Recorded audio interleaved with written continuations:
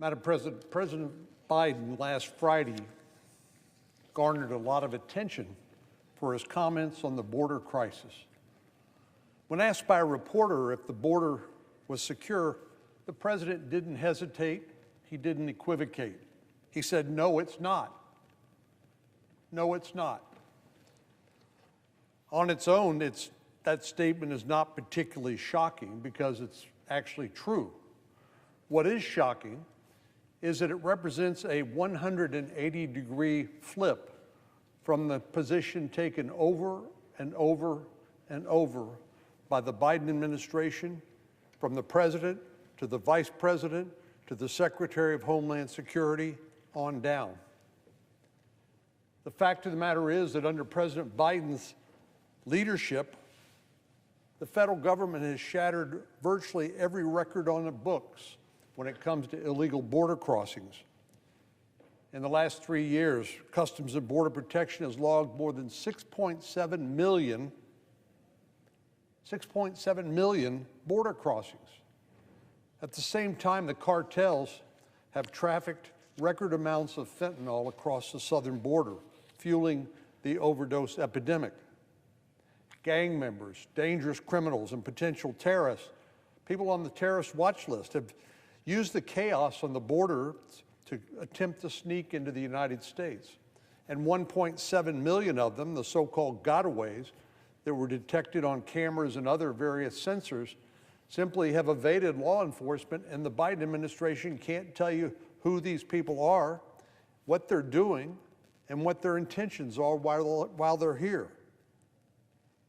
Communities across the country, not just in my state, in Texas, but across the country, have been forced to carry the burden of caring for thousands of immigrants who cross our border every day. No, the border is not secure, not in the least. Anyone who's been paying attention for the last 3 years could have told you that. But it took the president 3 years to finally be willing to speak the truth. Because for President Biden, this is a shocking reversal. After all, as I said, the senior-most leaders of the administration have spent the last 3 years trying to convince the American people that there is no such thing as the Biden border crisis. The White House press secretary has said the border is secure. Secretary Mayorkas, the secretary tasked with the border security responsibilities, the Department of Homeland Security, he said the border is secure. Vice President Harris, the anointed border czar for President Biden, said the border is secure. This is the same line that's been parroted over and over and over by leaders throughout the Biden administration, and it's not true. It's not true. On Friday, President Biden not only admitted that the border is not secure, he went on to say he believes it hasn't been secure for the last 10 years. That means every single attempt by his administration to assure the American people that the Biden administration was performing its responsibilities by enforcing laws to secure the border has been untrue. I don't know how to say this charitably. I don't easily accuse the President of the United States for intentionally telling an untruth. But it appears that that's absolutely the case. By his own account, President Biden has known all along the border was not secure, but he chose to gaslight the American people with untrue assurances that everything was just fine. Sort of like the story goes, don't believe your lying eyes.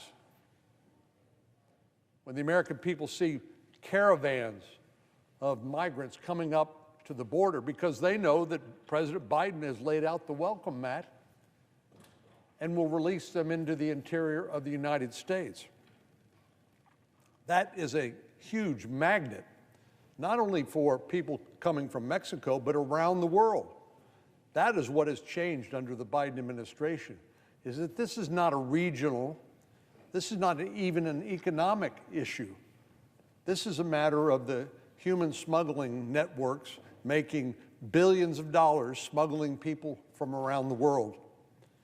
And unfortunately, overwhelming the Border Patrol to the point that Border Patrol is processing paperwork, providing transportation and care for unaccompanied children who are likewise incentivized to come to the United States. And here come the drugs that took the lives of 108,000 Americans last year alone.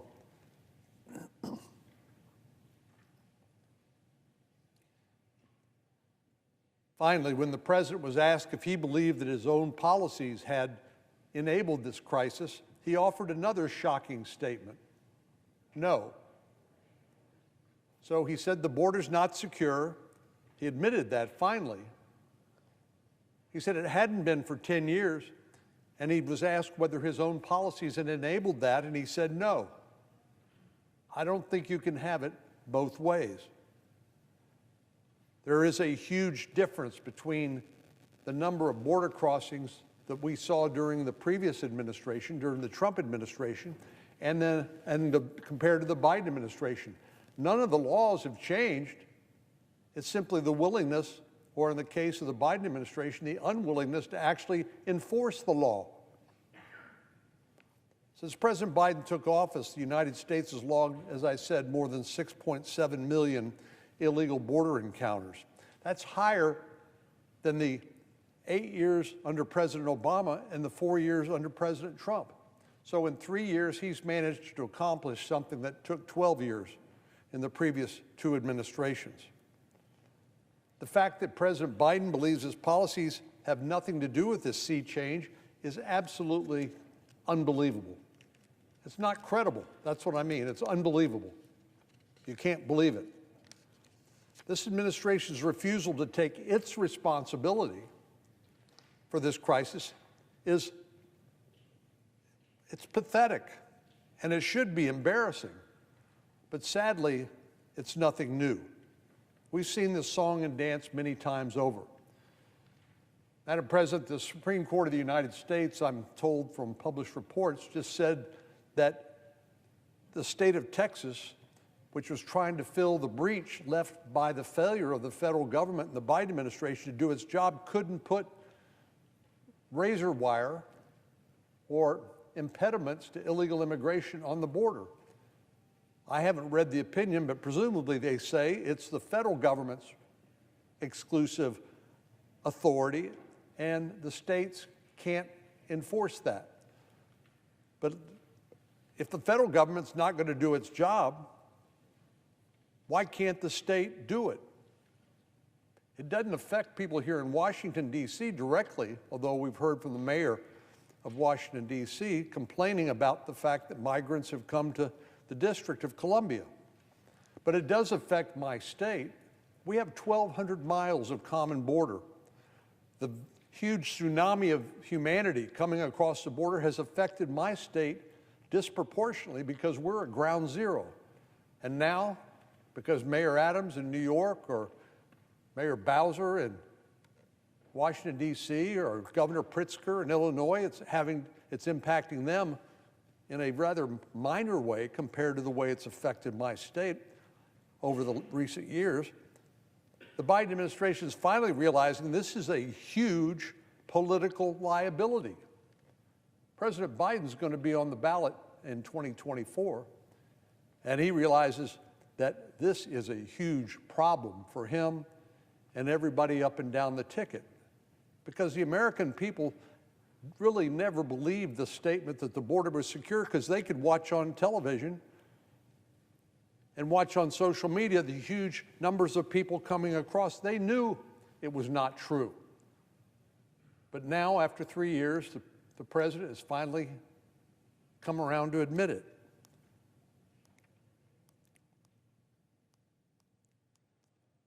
You know, we talked about the drugs, we've talked about the people.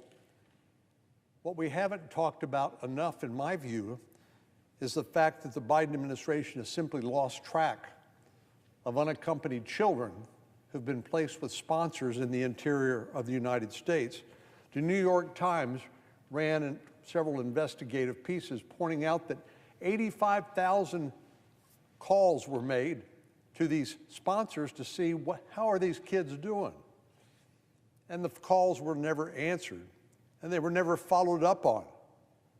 The Biden administration takes the position, I think it's an irresponsible position, that once they place these children with sponsors, they've washed their hands of any further responsibility. No follow-up, no wellness check if there's no response to the phone call.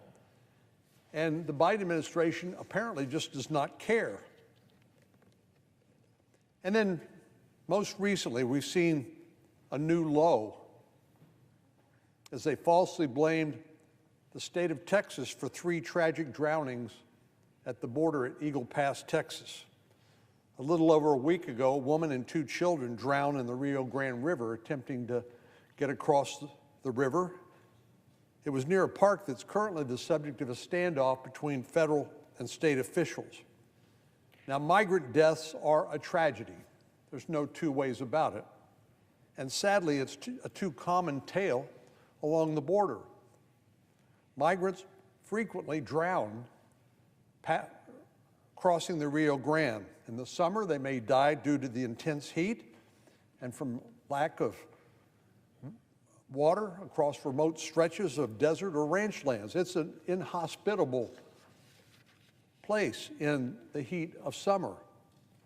Some are killed in car accidents and high-speed chases, or others are killed while being smuggled into the United States in the back of a semi-tractor trailer. Given the skyrocketing number of border crossings on President Biden's watch, these sorts of tragedies now seem to happen routinely. According to the National Border Patrol Council, roughly 2,300 migrants have died at the southern border since President Biden was sworn into office. It's an average of more than 2 deaths each day since his open border policies have been in place. As I said, these deaths are tragic, and they're tragically common, but this pace is not. In fact, the pace of migrant deaths has more than doubled compared to previous administrations. More and more migrants are losing their lives because of the failed open border policies of the Biden administration. Yet the Biden administration refuses to take responsibility for the dangers their policies have actually created. The day after the most recent tragedy in Eagle Pass, the Department of Homeland Security put out an outrageously false statement, pinning the blame on the state of Texas in its attempts to do what the Biden administration has refused to do, which is to secure the border. The statement actually claimed that Border Patrol agents were physically barred by Texas officials from entering the area. It went on to describe the efforts by state officials to help manage the chaos at the border. They called that cruel, dangerous, and inhumane. In other words, when the federal government does nothing and the state officials try to step in, the Biden administration calls that cruel, dangerous, and inhumane. And the White House press machine has been quick to repeat the claim, saying Texas officials blocked U.S. Border Patrol from attempting to provide emergency assistance. These statements were designed to paint a very specific picture. The White House and the Department of Homeland Security tried to project Texas as heartless and cruel for refusing to let Border Patrol agents rescue these 3 migrants in distress. The problem with this carefully crafted storyline is it's absolutely false. But the story spread like wildfire. The Associated Press published a story with the headline saying, U.S. says Texas blocked border agents from entering park to save 3 migrants who drowned. Countless other news outlets ran similar stories. Social media, pundits, and even members of Congress spread the story and criticized the actions by Texas officials. Again, the problem is this entire narrative is demonstrably false. It's a lie. In a new Supreme Court filing, the Biden administration has now admitted that the 3 migrants died before Border Patrol even attempted to enter Shelby Park on Friday night. Sadly, they were part of the 2,300 migrants who died on President Biden's watch, but it didn't have anything to do with what Texas officials were doing. The Justice Department now admits that the woman and 2 children died around 8 p.m., and the Border Patrol didn't even request access to the area until roughly an hour later. But by the time this correct and accurate information became public, the damage had already been done. News stories had circulated far and wide blaming Texas officials for blocking potentially life-saving care for a woman and 2 children who drowned. Well, did the Biden administration apologize for its false accusation? Did it admit that it had perpetrated a false narrative? Absolutely not. Then again, why would you really expect them to? This is just another example of the Biden administration that cannot be trusted to tell the truth. Another example of spreading lies about what's happening at the southern border. No remorse, no shame, no accountability. The lies, dishonesty, and mischaracterizations have become commonplace, and the American people are fed up with it.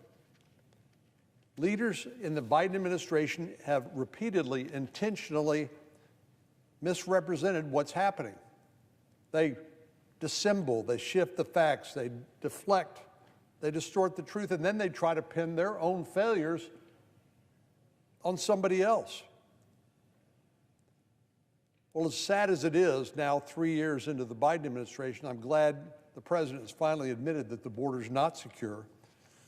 And I'm really shocked that 3 years in, he's finally come around to admit it. But the fact he won't accept the reality that it is his administration's policies that created the crisis is a serious problem, because the status quo at the border is absolutely unsustainable. It has been for a long time now, and something's got to change. As we speak, several of our colleagues are trying to secure an agreement on legislation that will address the border crisis. I'm sure it will fall short of what I would like to see happen. But Senator Lankford and Senator Sinema, Senator Murphy, and others are working to try to come up with some changes in the law that will force the Biden administration to put an end to some of the most egregious practices. And I'm, for one, am eager to see if they can come up with something that will force the administration to change its disastrous southern border policy. And I'll be watching closely with interest as the negotiations progress.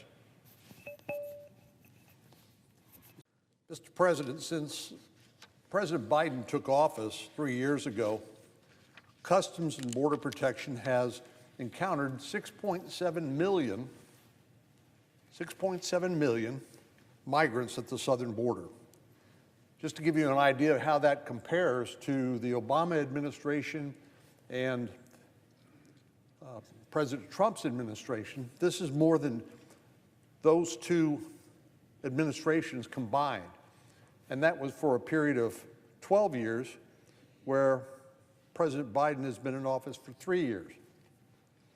The administration still hasn't released the number of illegal border crossings for December, but multiple news outlets have reported that more than 300,000 migrants have crossed the border last month, which would be a new record. What I have a hard time comprehending is why President Biden thinks that's a good idea. It's his policies that are responsible, because they're like a magnet. They attract people from literally around the world who show up at our border and either claim asylum only to be put on a docket maybe and wait 10 years before they get heard by an immigration judge. In the meantime, they get released into the interior, or they're simply released into the interior of the country using something called parole. Now, I think that's a little confusing because most of the time we think about parole in the context of criminal law. If somebody is tried, convicted, goes to prison, they can then be paroled out of prison. But this simply means that in the immigration context, people come to the border and they're just released. Just released. In other words, there's no consequences associated with people entering the country illegally. And so it should be no surprise to any of us that people still come. And that's why we're seeing higher and higher levels of people coming to the border under President Biden's policies.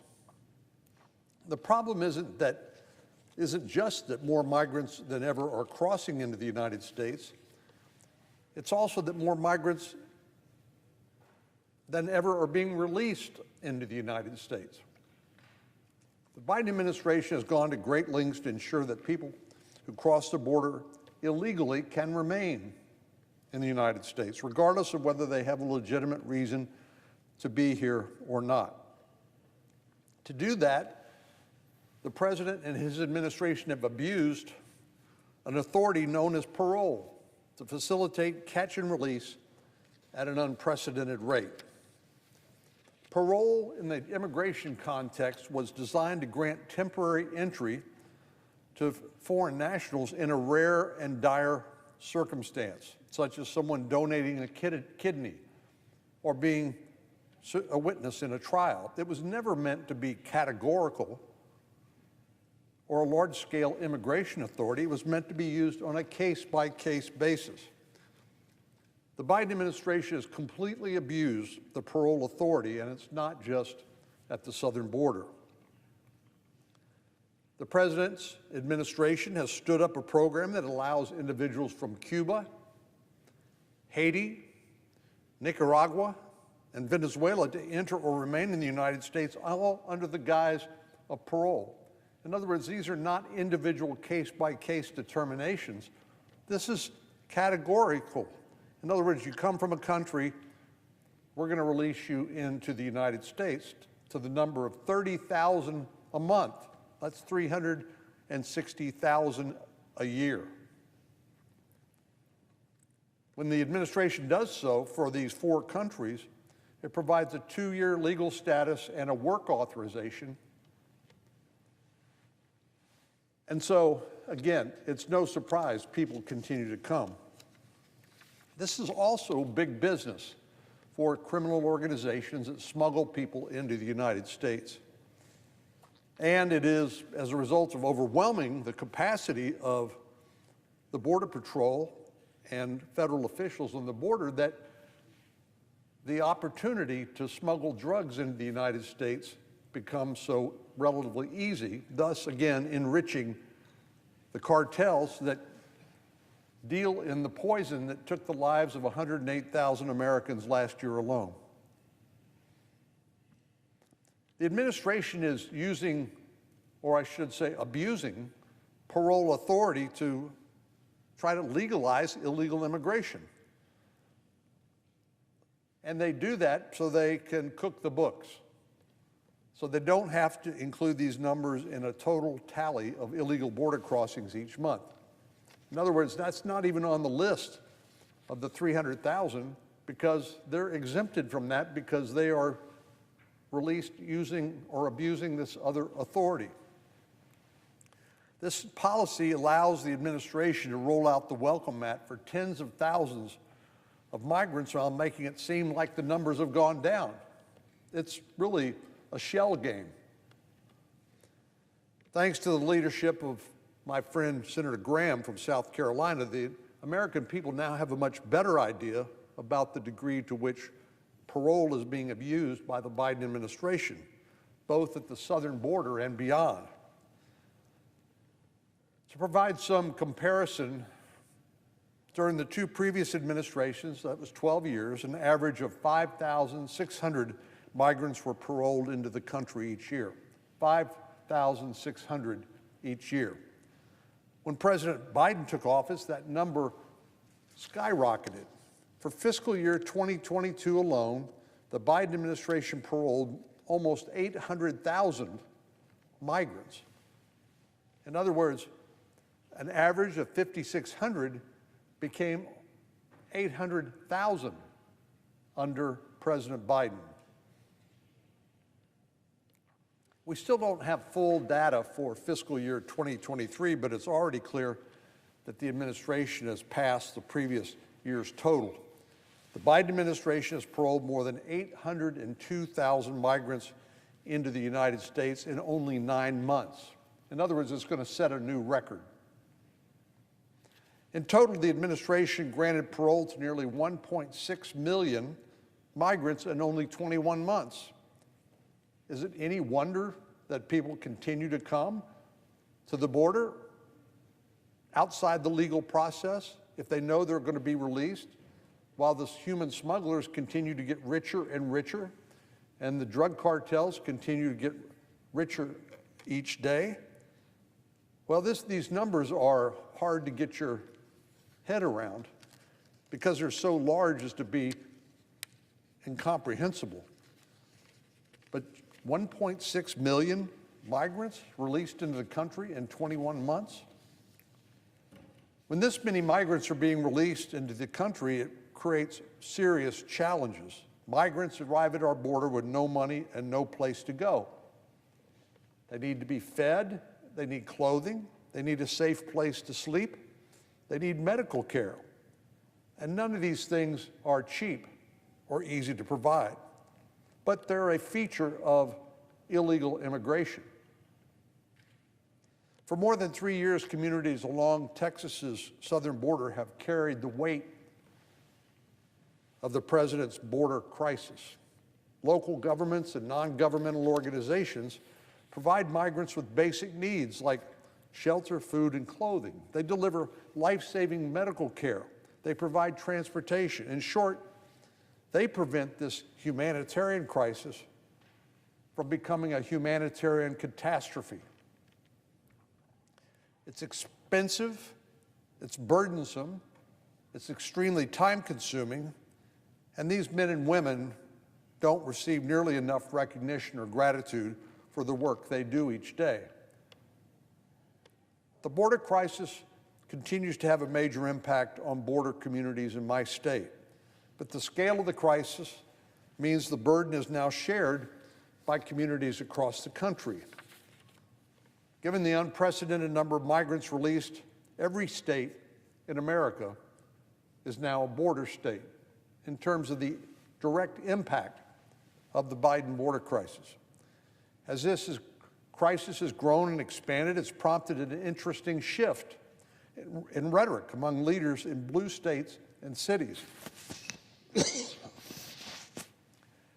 Liberal enclaves like New York and Chicago are longtime supporters of open border policies. They proudly identify themselves as sanctuary cities and have criticized common sense measures to enforce our immigration laws. Until President Biden took office, these and other liberal cities across America could say what they wanted because they didn't have to bear any of the burden. With the U.S.-Mexico border 1,000 miles or more away, migration levels didn't impact their daily lives. Residents did not see hundreds of migrants sleeping on city sidewalks.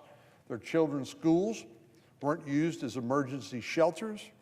Their local ambulances weren't delayed because of a high influx of migrants who needed medical care. So it's easy to weigh in on an issue that has absolutely zero impact on your daily life. But as more and more migrants have poured into blue states and blue cities in the past few years, the story has changed. One example is Phil Murphy, the Democratic governor of New Jersey. He campaigned on the promise of making the state a safe place for illegal immigrants and once vowed to turn New Jersey into a sanctuary state. When it became clear that more states needed to help carry the weight of this national crisis, he quickly changed his tune. When given the opportunity to take care of migrants with nowhere to go, Governor Murphy said the state didn't have any room for these migrants. We've seen a similar shift. You might even call it a flip-flop. From leaders in Chicago, which has been a self-proclaimed sanctuary city for decades.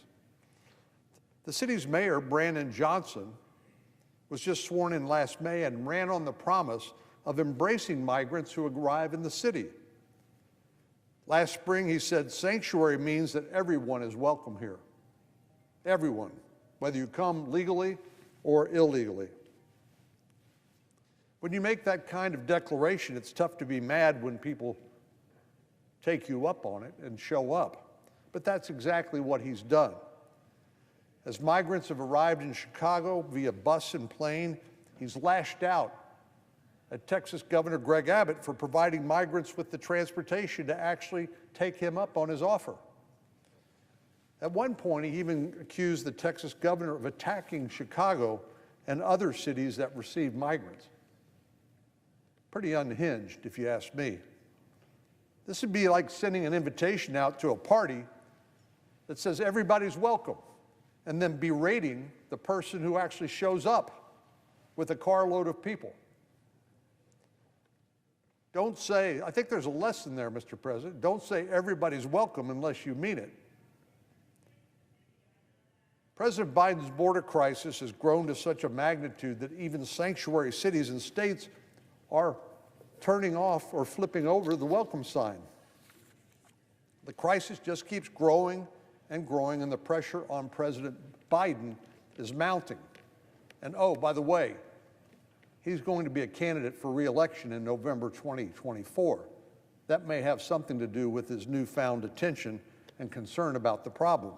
He didn't care about the border crisis when it was just hurting Texas or the communities along the border. He didn't flinch when frontline law enforcement pleaded for more support. He didn't bat an eye when we broke the record for the most border crossings in a single day, month, and year. But now the Democratic voters he's going to need to get reelected in places like New York and Chicago are sounding the alarm over the border crisis. So it looks like President Biden is finally starting to pay attention.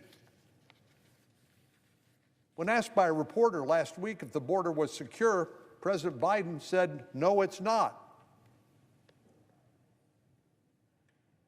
It's welcome candor. But given the magnitude of the crisis, it's sad that that statement actually was newsworthy because it marked a much-needed change from the president that we have a problem, to recognize we now have a problem on our hand. The fact is, and we all know the answer, that the status quo is unsustainable. We've reached a breaking point, and the only way to restore some sense or order is by addressing the current failed policies of the Biden administration, particularly this abuse of parole, which is just simply releasing people, giving them a work permit, even those who aren't claiming a credible fear of persecution or grounds for asylum.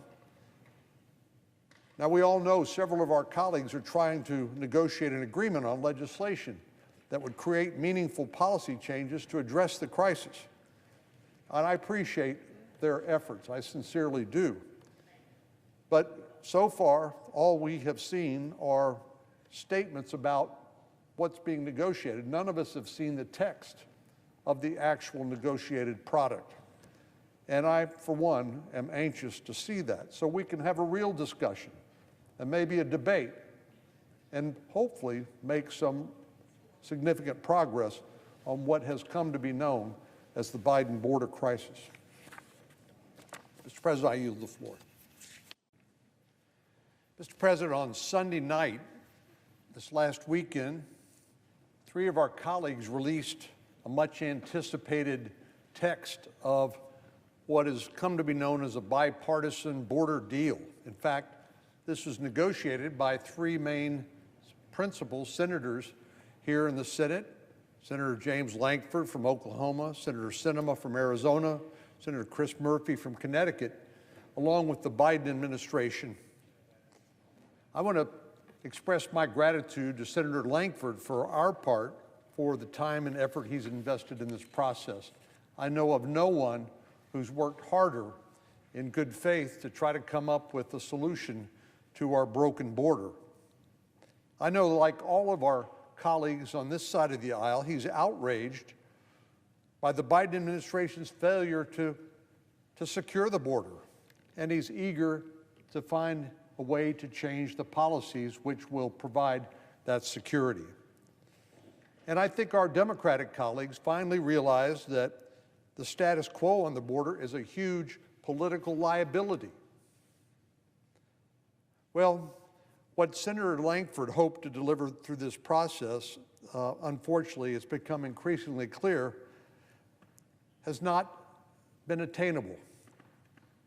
Notwithstanding his best efforts, this proposal is not what the country needs, wants, or deserves. And I'd be happy to explain why. Given the fact we're operating in divided government, any successful reform requires bipartisan support. As I said, Senator Lankford worked in good faith with Senator Murphy and Senator Sinema, who also worked in good faith, as well as the White House to craft this agreement. But I'm disappointed that the White House has refused to budge on policy changes that would lead to significant improvements. By that I mean reduction in the flow of migrants across the southern border. For example, this proposal doesn't place significant limits on parole authority. Now, just by way of a footnote here, parole authority means that the Biden administration has been releasing people who come to the border even if they don't claim asylum. And it's frankly just a population management tool. They're released into the interior of the country, given a 2-year permit and a work permit.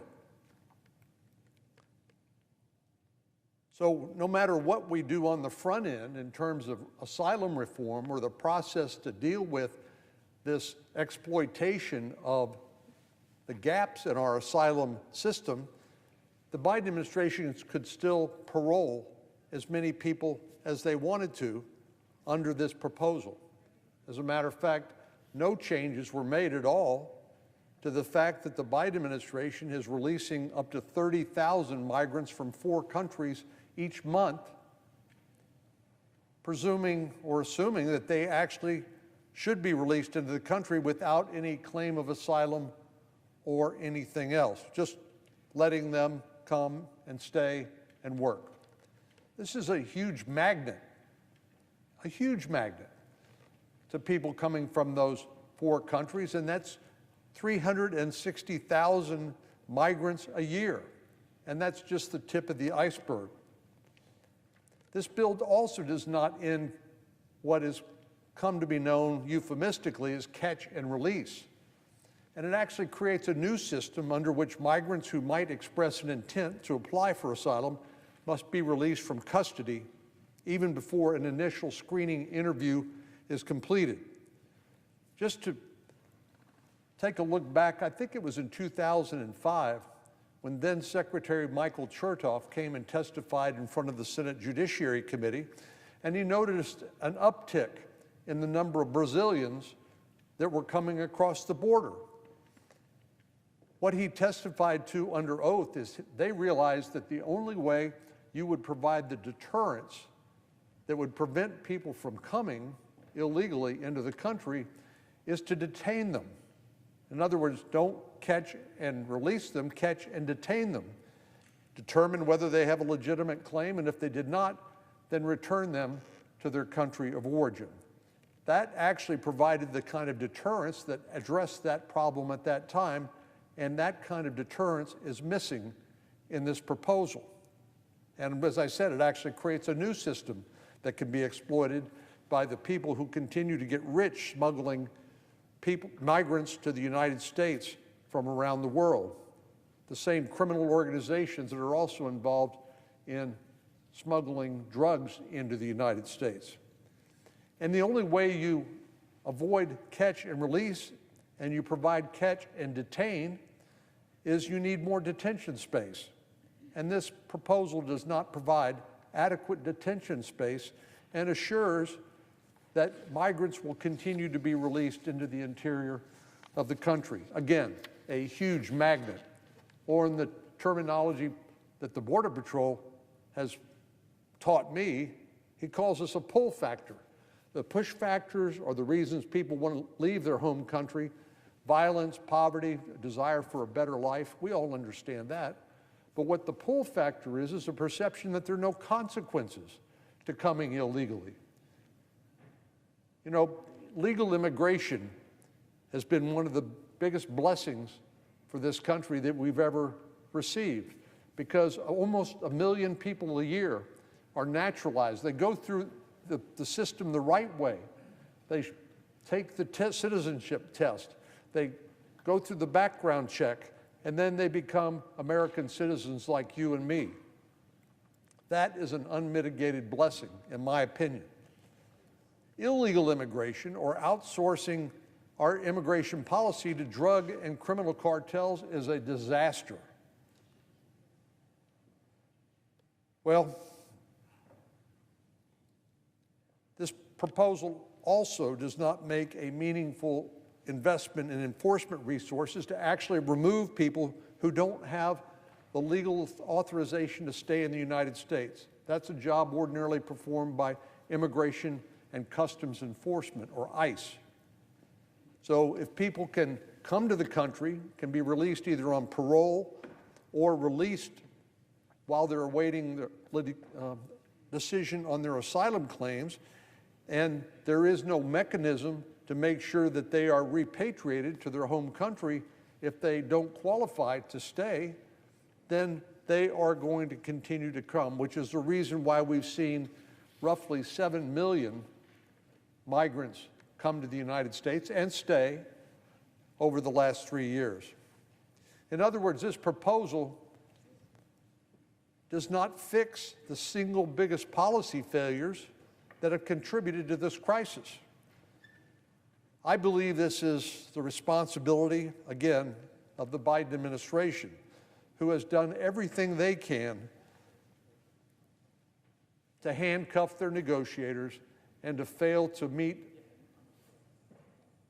the requirements of what a proposal would look like that would actually make things better or would actually work. I've said from the beginning that I would only support an agreement or a proposal that would make significant policy changes and change, by that I mean reduce, the influx of humanity coming across the border. And this proposal does not meet that requirement. But this is, while disappointing, it's not entirely surprising. After all, President Biden, the leader of an open borders administration that has ushered in the largest border crisis our country has ever seen. The only reason I think President Biden all of a sudden took an interest in the border is because he saw the approaching election and his plummeting poll numbers.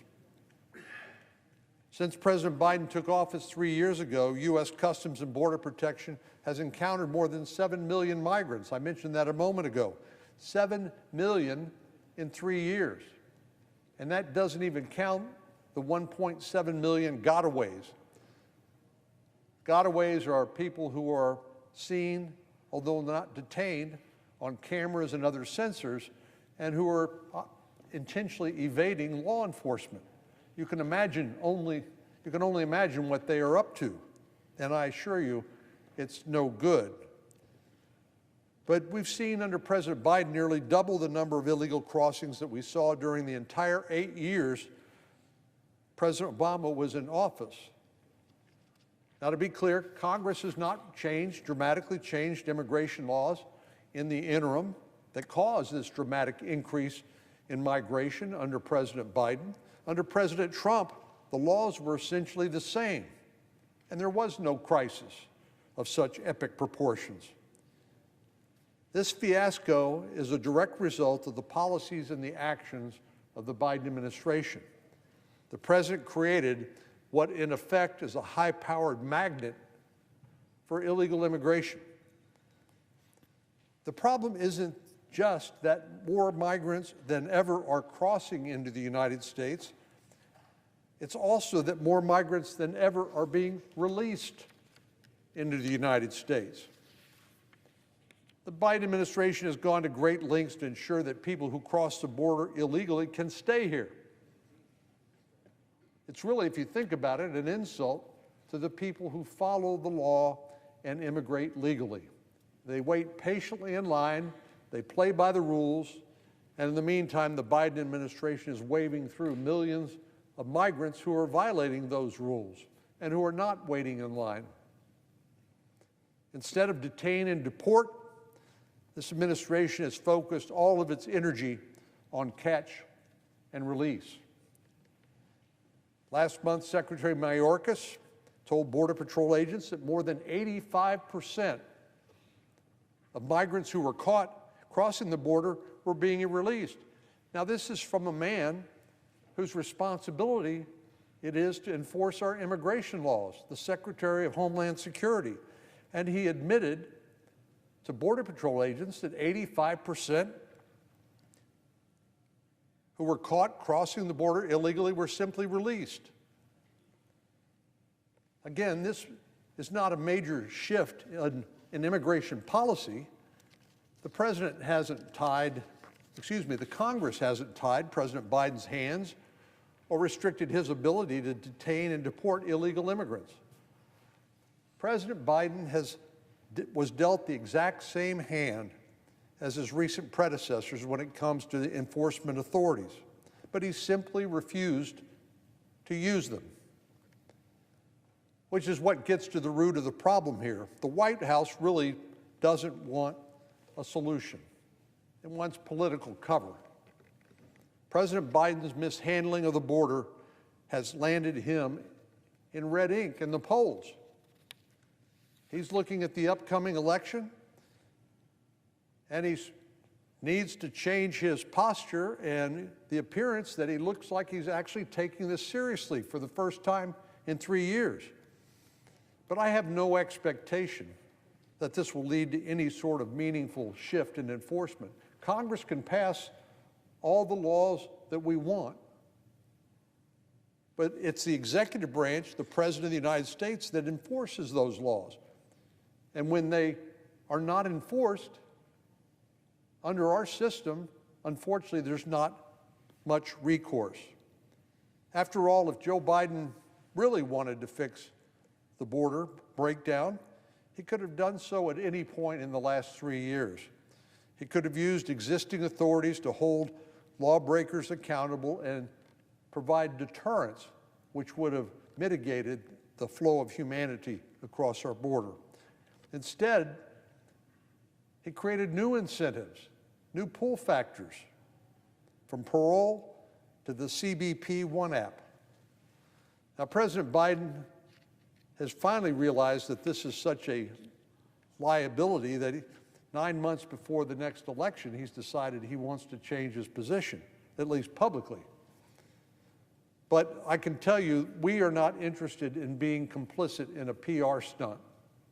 We are interested in actually securing the border and deterring illegal immigration. So on Wednesday, when we vote on whether to proceed to the proposal, along with aid to Ukraine, Israel, and the Indo-Pacific, I will vote no on the motion to proceed. To be clear, this is not no, this is not now. In other words, when cloture fails, which is the technical procedural term, it means we need to continue to discuss this and to work it out and come up with a better solution. But fixing this bill really requires us to go back to the drawing board and for the administration to accept some of the border enforcement proposals that we've called for, like ending catch and release. Voting for this proposal, some 300 pages of technical immigration law changes, 3 days after it was released, is is really a bad joke. There's just no way, given the complexity of the subject matter, that senators can do their due diligence and really understand what the impact of this proposal will be. Now, I've spent most of my career in the Senate on the Immigration Subcommittee, and obviously coming from a border state,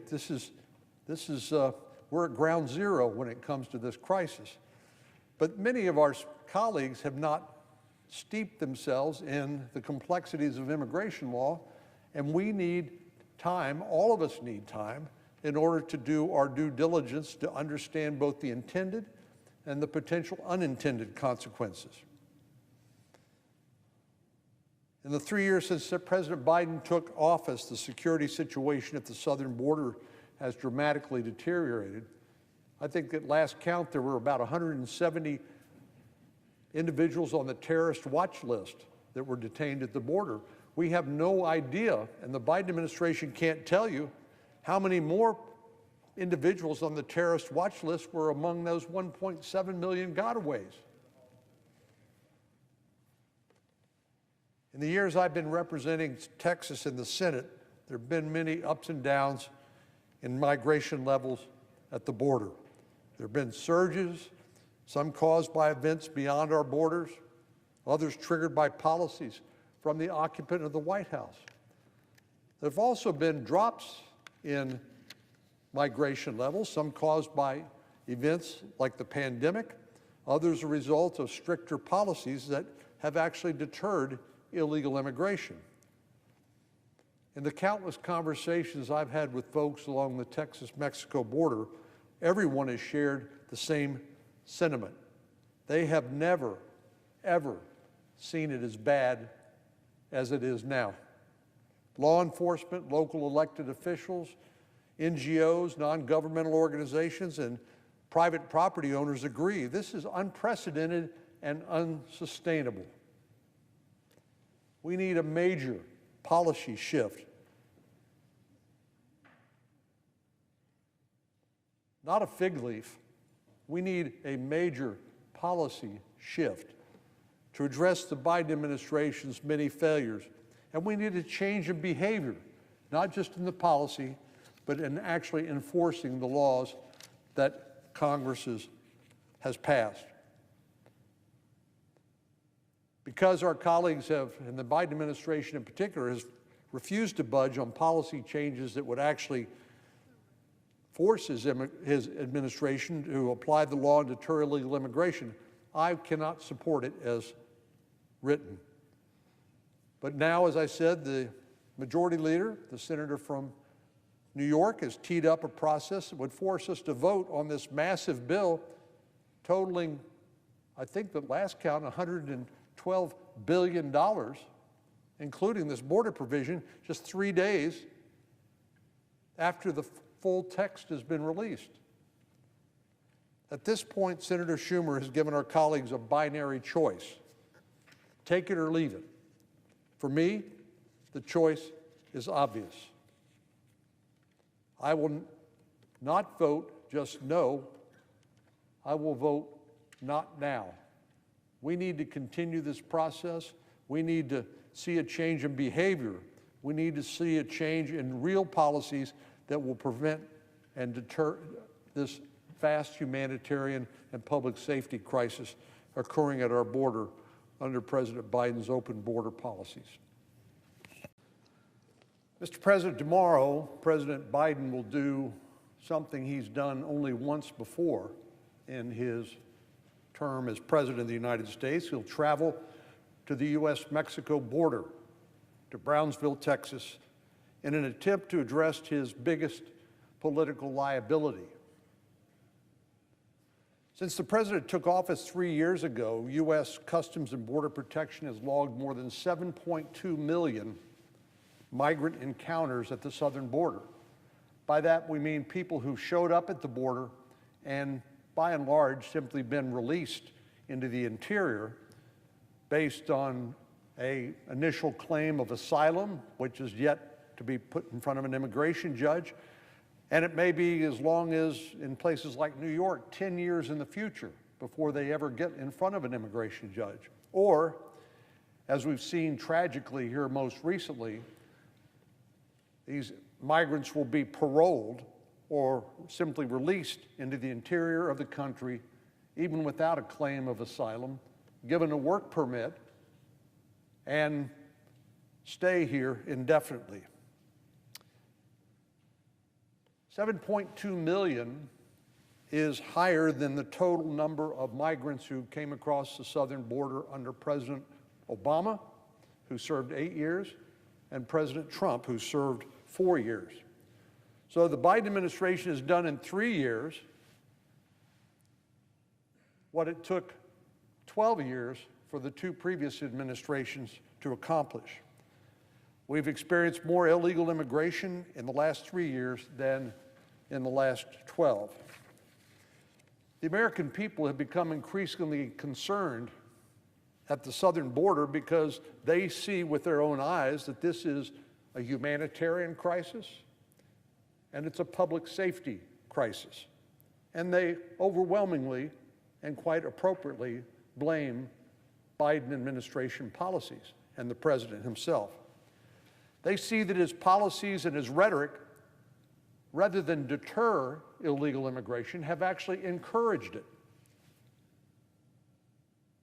Let me say that again. They understand that the policies of this administration and the rhetoric that's been used are the driving force behind America's most serious border crisis in history.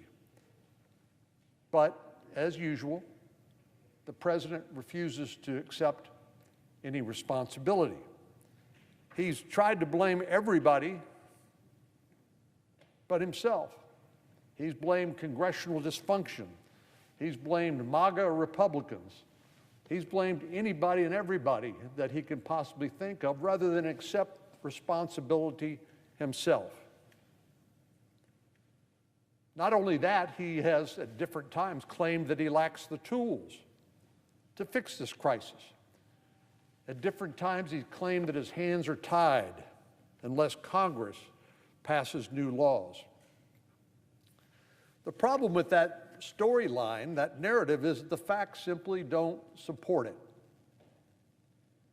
For one, the suggestion that only Congress can fix the crisis implies that Congress created the crisis.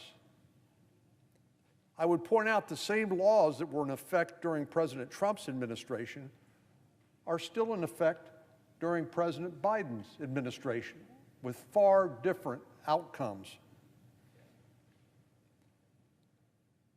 As each of our colleagues knows, Congress has struggled to pass any immigration laws in recent years, and certainly it has not passed any that would cause the dramatic surge in immigration that we began the day that President Biden took office. The president was dealt exactly the same hand as his recent predecessors.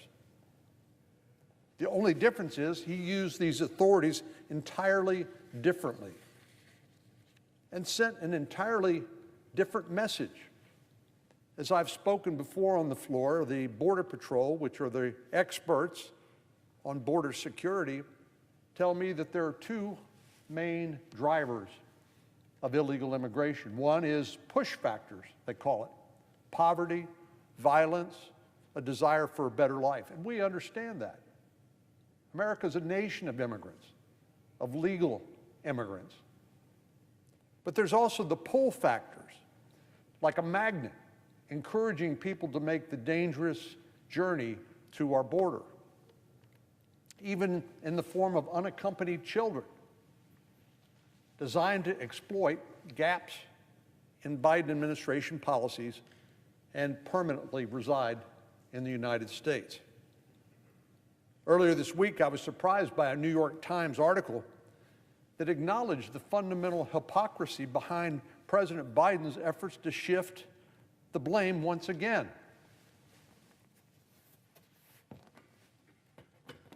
This is a quote from February the 26th, 2024. The New York Times, David Leonhardt is the columnist.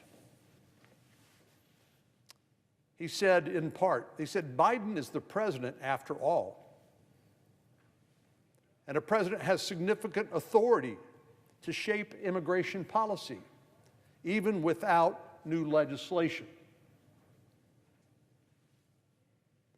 Biden himself has been aggressive about using this authority, albeit to loosen immigration policy rather than tighten it.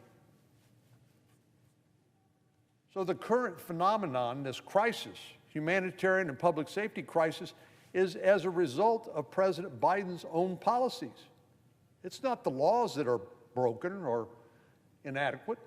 It's his will to actually enforce the law and his active encouragement for people to come to the border because they know they will successfully be able to stay in the United States. I've mentioned before a trip that several of us, colleagues on a bipartisan basis, went to Yuma, Arizona, a little sleepy agricultural community in southwest Arizona, right across the border from Mexico.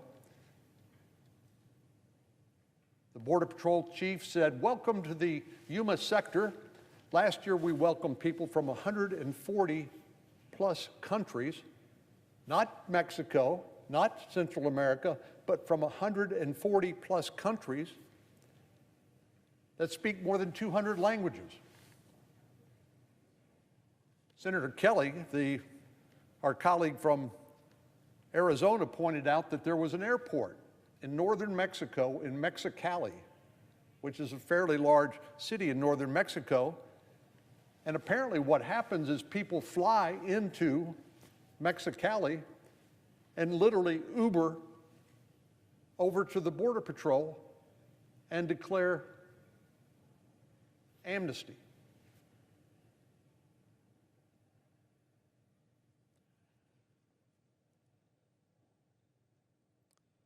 Well,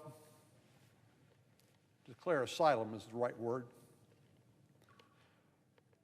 Well, I know the president will have a hard time with this, his second drive-by of the American-Mexico border during his term as presidency, but of course his goal is to try to shift the blame once again. As this journalist wrote, President Biden is the president. He wanted to be president. He got elected president. He ought to do the job that presidents do, which is to enforce the laws. That's what the executive branch of government does. Congress passes laws. The judicial branch decides disputes about those laws as applied to given facts.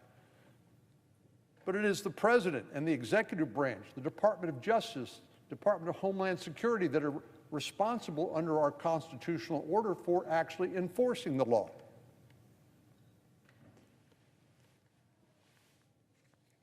And what has President Biden done with that authority? He has loosened immigration policy rather than tighten it.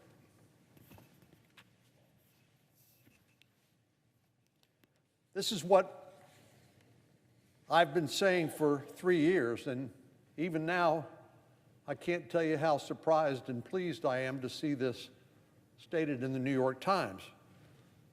But President Biden could listen to Mayor Adams, the mayor of New York City. He said, this has been a disaster for New York. You hear the similar complaints from people like the mayor of Washington, D.C., the mayor of Chicago. These are self-styled sanctuary cities that you think would welcome these migrants, but they've been overwhelmed. But what about 7.2 million that have shown up on our back doorstep in Texas? It's hard to have much sympathy for the mayors of New York and Chicago and Washington, D.C. when they've dealt with just a fraction of the numbers that we have had to deal with in Texas without any help from the federal government. And the federal government has been actively undermining efforts by the state of Texas to reduce illegal immigration. Well, during his first few days in office, President Biden signed a raft of executive orders related to immigration and border security. He halted construction of the border wall. He dismantled the agreement we had with Mexico that migrants could remain in Mexico while they waited for their asylum claim to be adjudicated. But he ripped that up too. He ended an asylum agreement with Northern Triangle countries and even issued a 100-day pause on deportations. So even if you were here illegally, you knew at least for 100 days and very likely for the rest of your life that you would not be deported because of President Biden's policies. These are just a few examples of the executive orders President Biden issued within days of taking office. In the 3 years since, he and other leaders in the administration have gone to great lengths to roll out the welcome mat. One of the most egregious examples is the administration's widespread use of parole. Parole, in this context, means that that is a temporary entry for foreigners under rare and dire circumstances. It was never meant to be used categorically or in a blanket fashion as the Biden administration has done. It's meant to be used on a case-by-case basis in extreme cases. Someone experiencing a medical emergency at a port of entry, somebody's donating a kidney or serving as a witness in a trial. It was meant to be used on a case-by-case basis, which by nature gives the administration a good amount of discretion. But to provide some comparison, during the two previous administrations, an average of 5,600 migrants were paroled into the United States each year, 5,600. Once President Biden took office, that number skyrocketed. The Biden administration has used parole to facilitate catch and release at the border at an unprecedented pace. But its use of parole extends beyond illegal crossings at the southern border. The Biden administration announced a new program which allows individuals from 4 countries, Cuba, Haiti, Venezuela, to enter and remain in the United States, all under the guise of parole. You don't need to claim asylum. If you can make it to the border, if you pay the smugglers enough money to get you there, you know you're going to be able to stay here. This program that the Biden administration set up intentionally and with great deliberation provides 2 years of legal status and work authorization to 30,000 migrants from these 4 countries each month. That's 360,000 a year. Biden administration, roll out the welcome mat. Give them a work permit. Say you can stay, knowing that they probably will be able to stay indefinitely. In total, the Biden administration has used this case-by-case parole authority to grant parole to 1.6 million migrants in less than 2 years. 1.6 million. As President Biden has shown repeatedly, if you give him an inch, he will take a mile. Another example of gratuitous discretion came from Secretary Mayorkas, who's been impeached by the House of Representatives. Secretary Mayorkas issued a final directive for immigration enforcement priorities in the fall of 2021. This really should be called, instead of immigration enforcement priorities, this should be immigration non-enforcement priorities. That would be a more accurate title. But under this guidance, one headline summed up the contents rather succinctly. It said, U.S. will no longer deport illegal immigrants based on undocumented status alone. We're not going to deport people who are illegally entering the country? What kind of message does that send? But the memo went on to explicitly discourage ICE officers. ICE is Immigration and Customs Enforcement, that once you get past the border, ICE is the ones responsible for repatriating or returning people who are here illegally. This memo explicitly discouraged ICE officers from arresting or removing illegal immigrants unless they'd been convicted of a serious crime. It defies all common sense to ask law enforcement officers who take an oath to uphold the Constitution and laws of the United States. It makes no sense to tell them at the same time to turn a blind eye when you encounter people who are here illegally, just because the Biden administration doesn't want to enforce the law. Secretary Mayorkas went further. He laid out mitigating factors that should be considered before arresting and removing illegal immigrants, including their age, how long they've been in the United States, and the impact the removal would have on their family. Even in the case of an alien convicted of a very serious offense like murder, like rape, receipt and possession of child pornography, ICE would have to consider these mitigating factors before they could take action and remove that person. The reality of the situation, no matter how inconvenient it may be for our Democratic colleagues, is that by entering the United States illegally,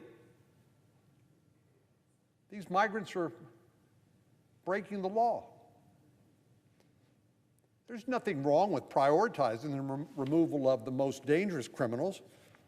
Previous administrations have prioritized certain categories of illegal immigrants, like those suspected of terrorism or those who could be a threat to national security or public safety. But there is a difference between prioritizing certain groups for removal and exempting entire categories from enforcement. Given everything we've witnessed over the last 3 years, President Biden has no right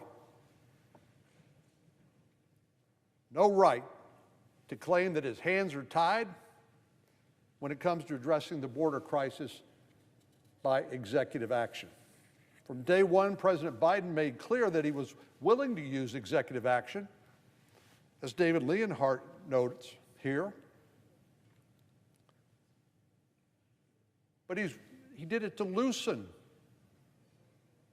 illegal immigration, make it easier, not harder. He's used executive action to remove border wall construction, the Remain in Mexico policy, halt deportations, excluding broad classes of migrants from removal, parole more than 1.6 million migrants in the United States, and so much more. So this is a crisis of President Biden's making. This is a man-made disaster, and that man is President of the United States. If the president believed that he had this much latitude to loosen immigration policy, he shouldn't feel constrained by Congress when it comes to tightening immigration policy. It'd be good politics for him. I pointed out that this is a major political liability for the president going into an election. He could fix it, just like he broke it. Executive actions have been used in the past to address migration surges, and with a great deal of success. Back in 2005, then DHS Secretary Michael Chertoff testified before the Senate Judiciary Committee that I serve on and spoke about the department's response to a surge of migrants from Brazil. All of a sudden, a bunch of migrants from Brazil showed up at the border. But what did they do? What did the Bush administration do? They used their existing authorities to expand the use of expedited removal, which allows agents to quickly remove migrants who have no legal basis to remain in the United States. And as Secretary Chertoff noted, word spread fast. After 30 days, the number of Brazilians dropped by more than 50%. After 60 days, it dropped more than 90%. President Biden could do precisely the same thing, but he won't do it. President Biden has the exact same authority to replicate that effort today. He could expand expedited removal, send a clear message that our southern border is no longer an open corridor. But as Mr. Leonhardt points out, all of the messages he's sending is, if you come, you can stay. What more powerful magnet, what more powerful pull factor for illegal immigration can you imagine? And as I pointed out time and time again, it's not just about illegal immigration, it's about the drugs. Because the cartels have figured out if you flood the border with people, you can overwhelm the Border Patrol. Many of them will have to leave the front lines, process paperwork, provide transportation, food, shelter, clothing to migrants in order to treat them humanely while they're here. But they're not on the border. And last year alone, 108,000 Americans died from drugs that come across that border. 71,000 of them from fentanyl. It's a synthetic opioid pressed into counterfeit-looking pills that high school-aged children are taking across the country, thinking that they're taking something relatively innocuous, but in fact it kills them. Fentanyl is a leading cause of death for young people between the age of 18 and 45. We know where it comes from. It comes across that border. It's manufactured in Mexico from precursors, shipped in from China. But that is part of the disaster that the Biden administration open border policies have wrought. 108,000 dead Americans last year alone. Well, news reports are that President Biden could announce new executive actions on his trip to the border tomorrow. I'm eager to see whether he will reverse course and issue an executive order that will actually tighten the border, will actually do his duty of securing the border, or whether these are measures more designed to loosen immigration policy. Of course, I expect that the American people, being very smart, will understand why President Biden has chosen this time to take this trip. Second drive-by of the border since he's been president. It's all about the election in November. And he understands that this is a gaping political liability, and he's trying to plug that. And not only is he trying to plug that hole, he's also trying to blame others for his failures. And, Mr. President, that will not work. The American people, being very smart and perceptive, they can see through that smoke screen. Mr. President, I yield the floor. As my colleague from West Virginia has noted, and as the nation knows, the world knows, President Biden will deliver his third, perhaps final, State of the Union address tonight. Obviously, the border is a major issue confronting the nation. And I have to say that coming from Texas with a 1,200-mile common border with Mexico, Washington has just recently acknowledged, the president has just recently acknowledged something that we've known has been a problem for a long, long time, without really any help to deal with this flood of humanity and drugs across our southwestern border. I expect that President Biden will do as he always does, blame somebody else for this problem, even though he has had the same tools President Trump has had with which to deal with it from the day he stepped into the Oval Office. The American people are pretty smart, and they're pretty perceptive.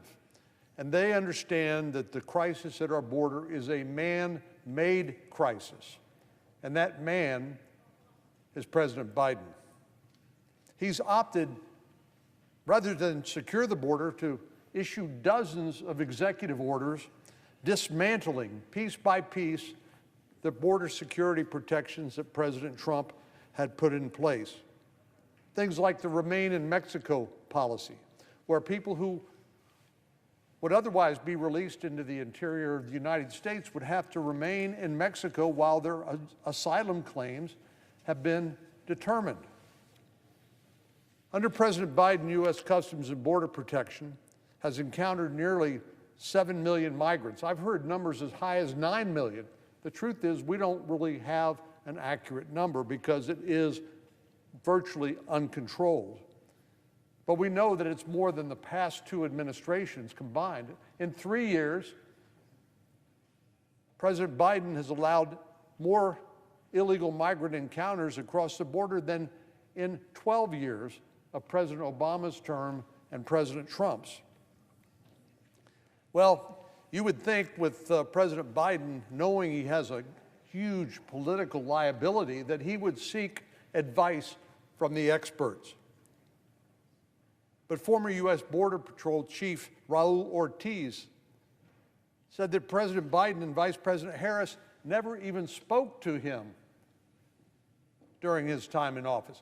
This is the man, the expert, who's in charge of the border for the U.S. government, and the president and the vice president didn't even speak to him. Well, because of the welcome mat that's been laid out by the Biden administration, border officials are preparing for yet another spike in the record levels of migration. The Biden administration is under fire for reports that it flew 320,000 migrants from foreign countries directly into the U.S. without vetting them first.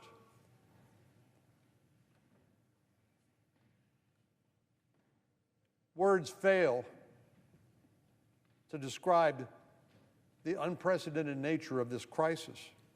It's so bad, I keep asking myself, what's it going to take before the president wakes up? 7 to 9 million illegal entries into the country, 300,000 children placed with sponsors in the interior of the country, and as the New York Times noted, many of them forced into involuntary labor. And then when wellness checks were made to see where these children are after they're placed with these sponsors, in the case of the New York Times, they said 85,000 of those sponsors didn't even answer the phone or the door. So we don't know what happened to those children, those 300,000 children. And then there are the drugs that flow across the border when the Border Patrol is overwhelmed with mass numbers of migrants. Well, here's another problem. Those who are old enough to remember September the 11th, 2001, when 19 Saudi nationals flew 2 planes into the World Trade Center and crashed another one at the Pentagon. 19. 4 nationals killed 3,000 Americans that day. So far this year, the Border Patrol has apprehended 169 individuals who are on the terror watch list. So far this fiscal year, they've apprehended 49. But here's what should keep all of us awake at night. Approximately 1.7 million gotaways. In other words, a large number of these migrants turn themselves in knowing they're going to be released. And that's the easiest way to make it into the United States and to probably end up staying for the rest of your life. But 1.7 million people who came across the border evaded law enforcement. They call those gotaways, people caught on cameras or some sensor. How many more people on the terror watch list were among those 1.7 million gotaways? It should alarm all of us to think about those who made it into this country who have not yet been caught. And then there are the drugs. Last year, 108,000 Americans died of drug overdoses, 71,000 of those from fentanyl poisoning. Last week, the Border Patrol seized 2,800 pounds of meth, fentanyl, and heroin. Now that's great, but how many more of those drugs have made their way into the United States undetected? But that's $12 million worth of narcotics in just 1 week. And of course, who is reaping the benefits of the current border policies? It's the drug cartels. It's the human smuggling networks. They continue to get richer and richer and more powerful. Over the weekend, Border Patrol arrested 6 sexual predators who were illegally crossing the border. Again, we don't know how many more were among the gotaways I mentioned earlier. This follows a nationwide law enforcement effort last month where U.S. Immigration and Customs Enforcement apprehended 275 known sex offenders who had entered the country illegally. All this while the country continues to mourn the death of 22-year-old nursing student Laken Riley. As we all know by now, she was killed while jogging in broad daylight on the campus of the University of Georgia. Jose Antonio Ibarra, a 26-year-old Venezuelan national who entered the United States illegally and was released by the Biden administration, has been charged with her murder. This week, White House Press Secretary Cornyn Jean-Pierre has asked if President Biden plans to address Laken's death during his State of the Union speech. She said she had nothing to share on that topic. If the Biden administration had not abused the parole system, that means the catch and release by which individuals like Mr. Ibarra were simply released into the interior of the United States, Laken's death might have been prevented. But President Biden has no plans to even acknowledge her death, let alone take responsibility for it. In the last 3 years, I've spoken on the floor of the Senate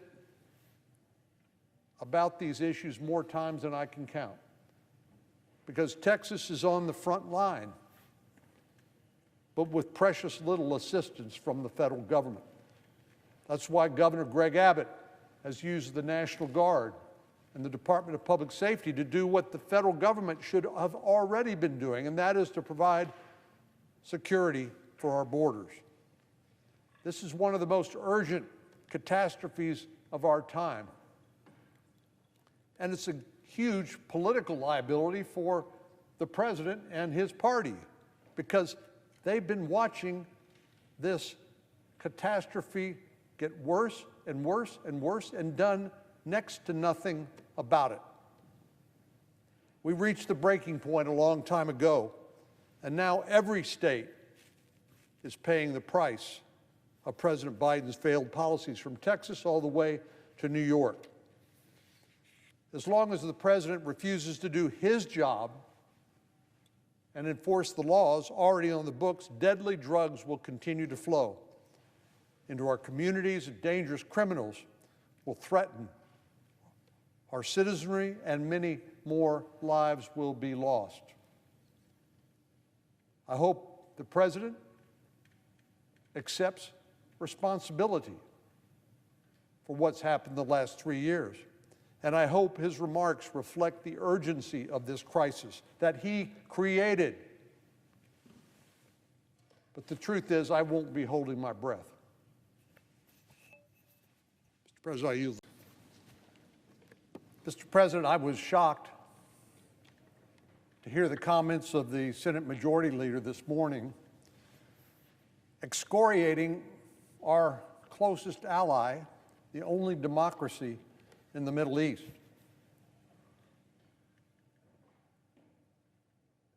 You know, we don't appreciate it when other countries tell us how we ought to govern our country. And I'm sure that feeling is reciprocated by our Israeli allies. Here's what the ambassador, former ambassador of Israel, said on social media. He said, "Regardless of my opinion of Netanyahu and his fitness to serve, Senator Schumer's call for new Israeli elections is deeply disrespectful of our democracy and sovereignty. Israel is an ally, not a vassal state. Along with the U.S., we're one of the few countries that have never known a non-democratic government, and the only democracy never to have known a moment of peace. We deserve that respect." I think Ambassador Oren is exactly right. The Majority Leader's speech this morning was deeply disrespectful of our ally, which is indeed, as I said, a sovereign nation and a democracy. I traveled to Israel and Saudi Arabia and Jordan in January with 5 other members of the Senate Intelligence Committee. We met in Jordan and then in Saudi Arabia with Mohammed bin Salman, and then with Prime Minister Netanyahu and the Defense Minister Gallant in Israel. Of course, war involves collateral damages to innocent people.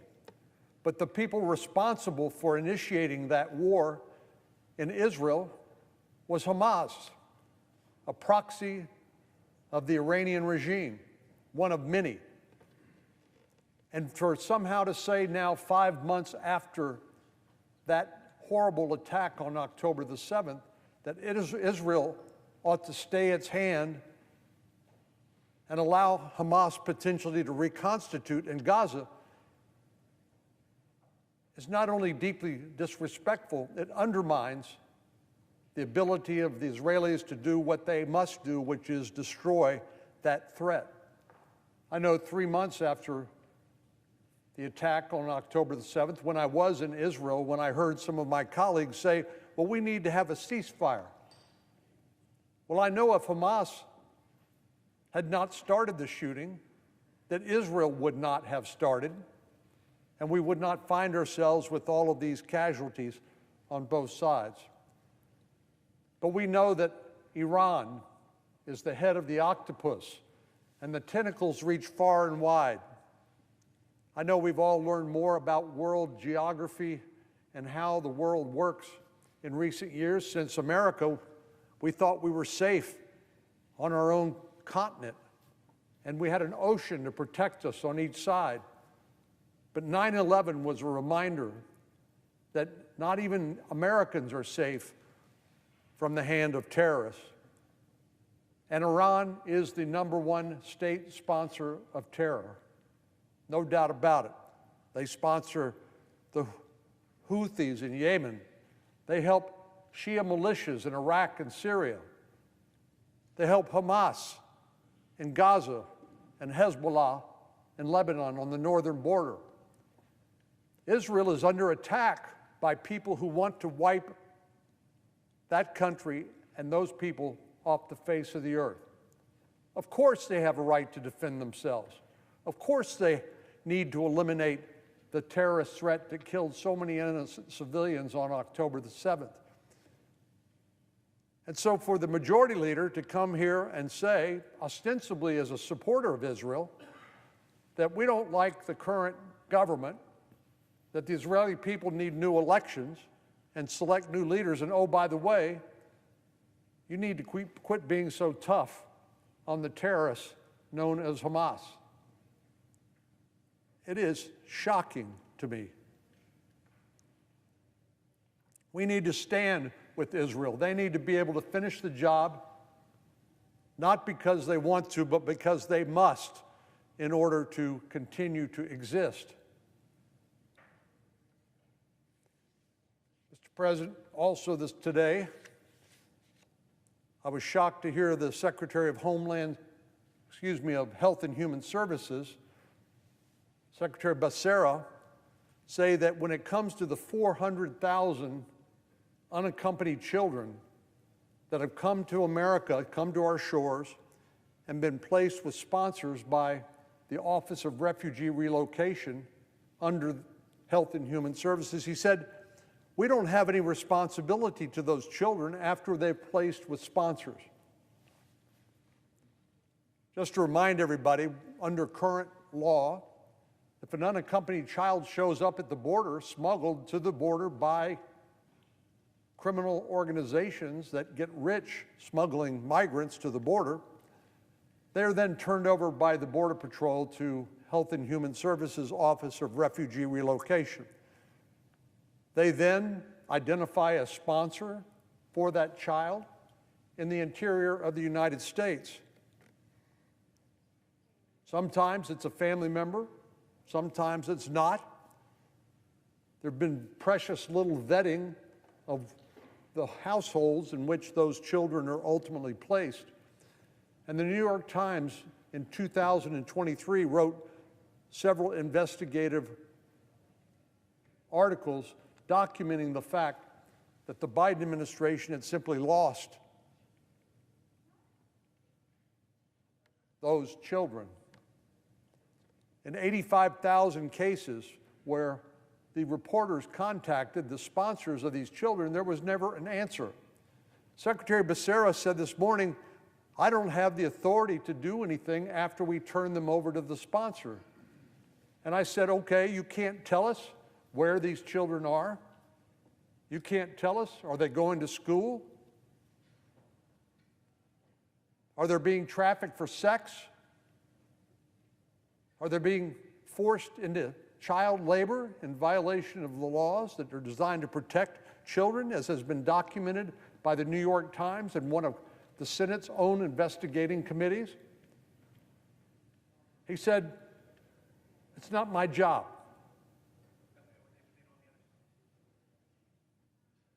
And frankly, my conclusion is he simply doesn't care about the welfare of these 400,000 children living in communities all across America.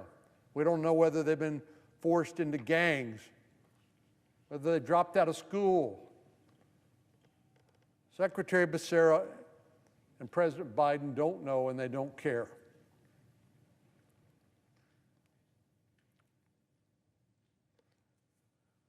Mr. President, on another matter, more than 5 months into the current fiscal year, the Senate has finally made some progress on government funding. Just so anybody listening understands where we are, we're actually doing the work that we were supposed to do last year before the end of the fiscal year, which is September the 30th. So we're actually dealing with spending bills from 2023 in 2024 because we didn't do the work then. So now here we are, stacked up, lurching from potential shutdown to shutdown with various fiscal cliffs. We avoided one of those cliffs last week when we passed 6 of the 12 annual appropriation bills for fiscal year 2024. These bills, as well as the 6 unfinished bills, should have been signed into law before the end of September last year. Instead, the monumental task of funding the government has lingered in purgatory in the Senate, as the majority leader has chosen to spend this chamber's limited time voting on nominations. As a result, we've had to pass one stopgap spending bill after another to prevent the government from shutting down. And now the next funding deadline is just over 1 week away. Unless Congress passes 6 more funding bills by midnight next Friday, portions of the government will shut down and countless public servants will be left without a paycheck, and the American people unnecessarily inconvenienced. Well, that includes American troops that will be left without a paycheck. It includes the Border Patrol, includes Customs and Border Patrol officers and other law enforcement, many of whom will have to work without pay if that occurs. I'm deeply disappointed we find ourselves with this state of affairs nearly halfway through the current fiscal year. This is Washington dysfunction at its worst. This is the basic job of governing.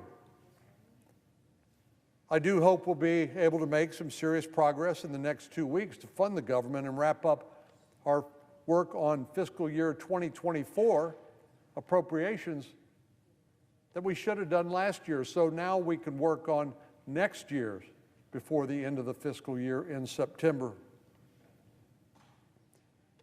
Earlier this week, President Biden submitted his budget request for fiscal year 2025, which begins in October. It's no secret that this massive document is on the train to nowhere, but that doesn't mean it's totally worthless. After all, a person's budget includes valuable information. Dating back to his time as a member of the Senate, President Biden has often repeated a favorite expression of his father's. His dad would tell him, "Don't tell me what you value.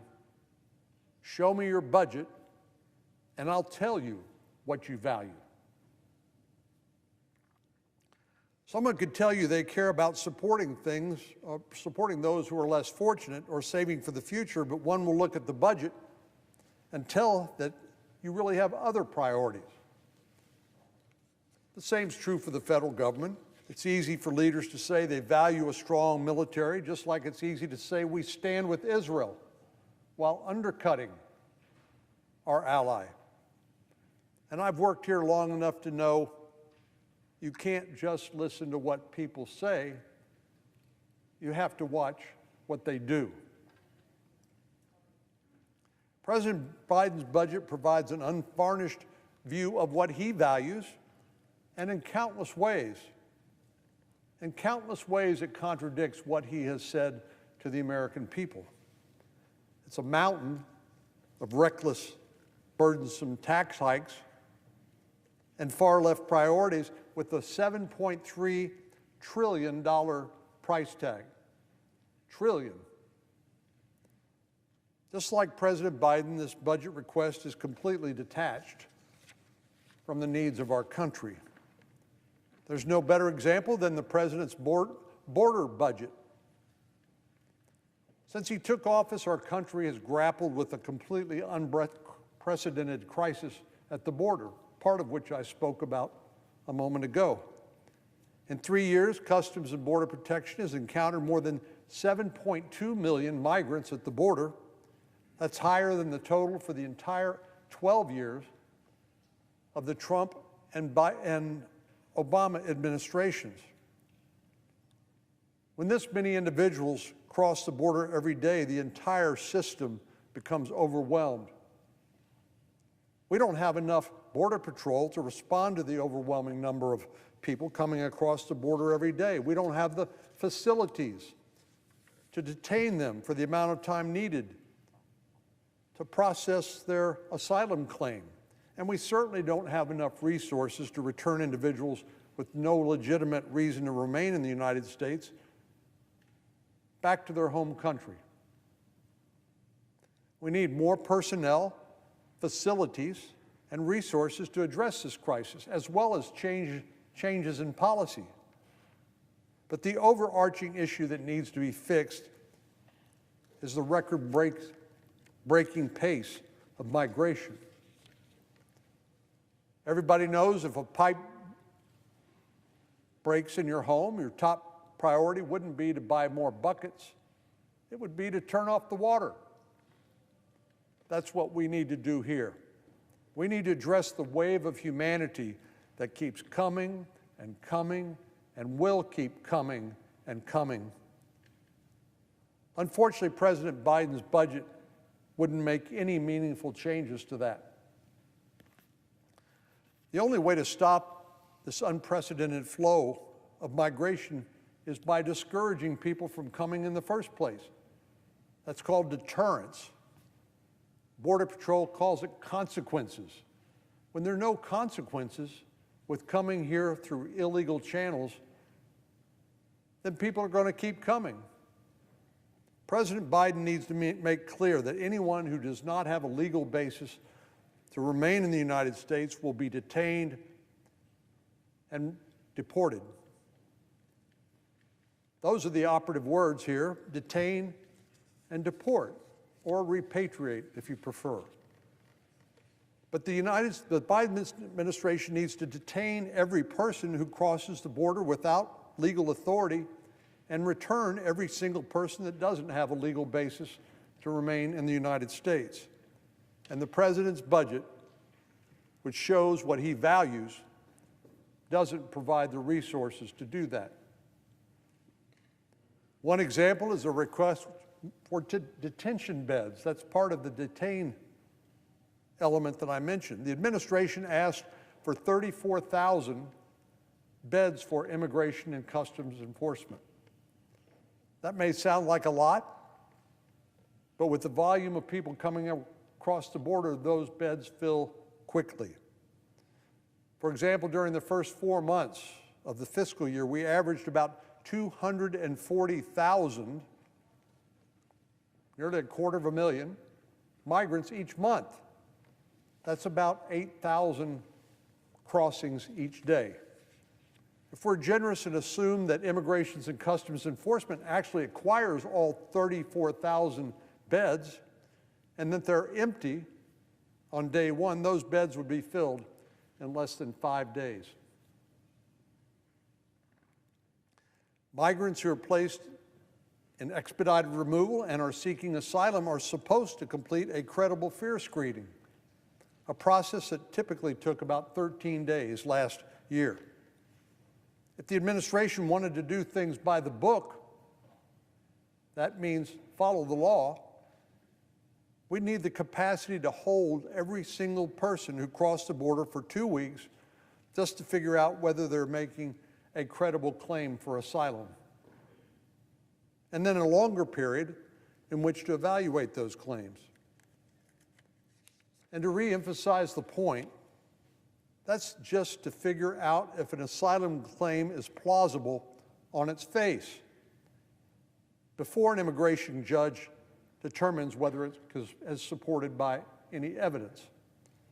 At current levels, that means we'd need more than 100,000 beds just to figure out whether migrants are making facially plausible claims without even determining whether those claims are supported by real evidence. As I said, the winning formula is detain and deport, not catch and release, which is the Biden border policy. The president's budget doesn't provide nearly enough resources for things like removal flights either. Given the unprecedented pace of illegal border crossings during the Biden administration and the rate at which new migrants are arriving, certainly they see the welcome mat waiting for them. Not a red light, not a blinking yellow light, but a green light. Come on in. That's the message that's being sent. ICE needs a dramatic funding increase for air charter flights, for example, and it needs enough resources to return migrants to their home countries. But the administration has once again failed to give the agency the resources it needs to carry out its mission.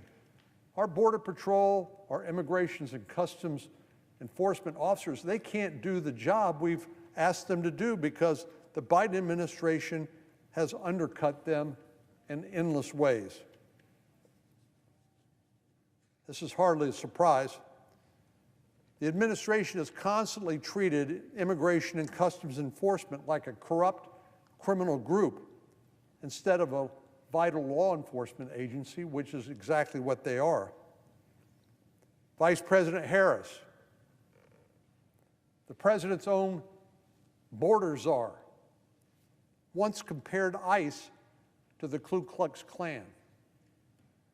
How outrageous is that from a supposedly responsible public servant, the Vice President of the United States?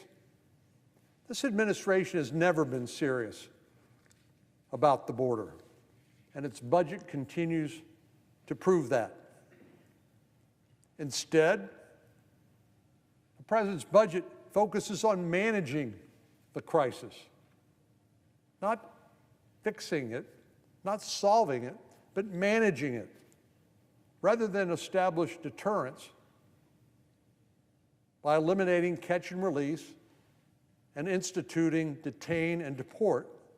The administration is just building up more resources to try to avoid the public relation disaster when we see people sleeping in the streets in places like Del Rio, El Paso, Laredo, just to name a few places.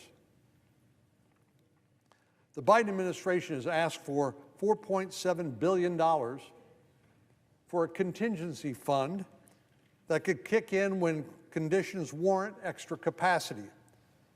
But really, despite the efforts to try to gloss over what they're doing, this is really about facilitating the record-breaking flow of migrants into the border, into our country. Once again, President Biden has proven that he has no desire, zero, to stop the flow of people into the country. Instead, he wants to make that process more efficient, as if 7.2 million isn't enough. But with his poll numbers in the tank, President Biden keeps saying he wants to address the border crisis, but he has no one to blame but himself. Yes, this is a man-made crisis, and that man is Joe Biden. This is not the plan of someone who is interested in making real and an honest attempt to solve a problem. This isn't a good faith attempt to achieve operational control at the border, enforce the law, and deter illegal immigration. Unfortunately, it's just more of the same policies that created the mess we're in right now. President Biden may say he values a secure border, but his budget reveals his true values, and that is that he does not. Mr. President, I yield the floor.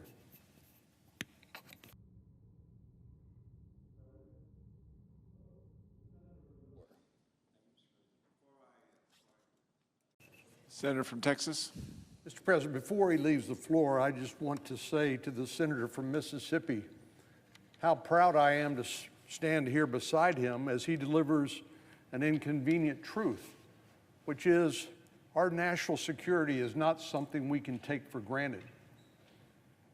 You pay for it with your treasure or your blood.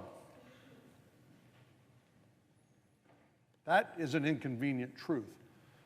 But the course of our nation's history, we remain the beacon of freedom, opportunity, liberty, and prosperity for the world, but we cannot take that for granted because we see everywhere we look rising threats and challenges to America's leadership role in the world, whether it's in Europe, whether it's in Asia, whether it's in the Middle East.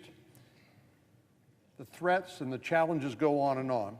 And what emboldens our adversaries is when they believe that we lack the resolve and commitment to do what is necessary to preserve the peace. And the way you preserve the peace is to make sure none of your adversaries want to take a chance to engage with you militarily because they know they will lose. That is what deterrence is all about. But I think the senator from Mississippi has hopefully started a really critical discussion at a critical time when we sort of lurch back and forth between continuing resolutions and appropriations process that is fundamentally broken, when in fact the money that we appropriate through that process is only about a third of the money the federal government spends. The federal government spends trillions of dollars more on mandatory programs and through the tax code. And we need to look at all of that spending, and we need to right-size our commitment to what should be our number one priority, which is the safety and security of the American people and our way of life, and to figure out what that means in terms of where the federal government spends money elsewhere. And it's a very, very important debate. We shouldn't be afraid of it. Nobody's talking about touching Social Security or Medicare. Both President Biden and President Trump have said no matter what the outcome of the election is, neither one of them want to touch it. We could argue the merits of that. Certainly, those debates won't occur without bipartisan leadership like Tip O'Neill and Ronald Reagan. But in the absence of our addressing those challenges, certainly there are other mandatory spending programs which are essentially on autopilot that grow at 7 or 8% a year that we can look at and say, does this still make sense? Maybe it made sense 10 or 20 years ago when that program was created, but maybe we ought to look at indexing the amount of money that we spend to inflation rather than just have an open-ended entitlement. And then there's the tax code. I know next year we're going to be looking at the expiration of the individual tax rates of the Tax Cuts and Jobs Act. President Biden has said he's happy to have those expire, which would result in a tax increase for 62% of American taxpayers and a $3 trillion tax increase. I know his staff came back later and said, no. He says he's not for raising taxes on anybody who makes less than $400,000 a year. But that's not what would happen if you let these tax rates expire next year. So we're on the precipice, I hope, of having a fundamental debate and decision about the future of our country. And it starts with the discussion about America's leadership role in maintaining the peace, because there is no other country in the world that can fill that gap. And we know that if that gap is created, that it will be filled likely by the Vladimir Putins and the President Xi's in China, of the mullahs in Tehran, and people like Kim Jong-un in North Korea. So I'll just conclude for now by saying I'm really profoundly grateful to our friend from Mississippi of having the courage and demonstrating the leadership to initiate this discussion. It could not be more important, and it could not be more urgent. Mr. President, let me turn to another crisis, and that is the one on our southern border. Since President Biden took office, U.S. Customs and Border Protection has recorded 7.8 million illegal crossings at the southern border. 7.8 million souls. Now, just to provide some context, in over 3 years, we've logged twice as many illegal border crossings as we did during full 8 years of the Obama administration. President Biden's been there about 3.5 years. President Obama was there 8 years, but President Biden has racked up double the number of illegal crossings in 3.5 years that occurred during President Obama's term in office. President Biden has neglected the border for so long. It's now much more than just a question about our immigration system. It's a serious national security threat. The southern border has become an open gateway for drug traffickers, terrorists, and criminals of all stripes to enter the United States and disperse through our communities all across this great land. And there's no question that this crisis was able to grow and expand because of the conscious policies of the Biden administration. In other words, this isn't an accident. This is not the result of negligence. This is intentional.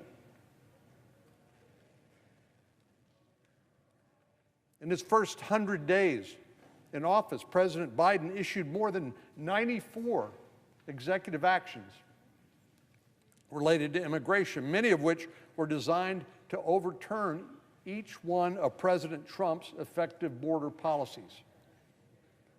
And we all see how that turned out. In the 3 years since, the Biden administration has taken hundreds of other executive actions that have made it easier, not harder, easier for people to cross the border illegally and remain in the United States.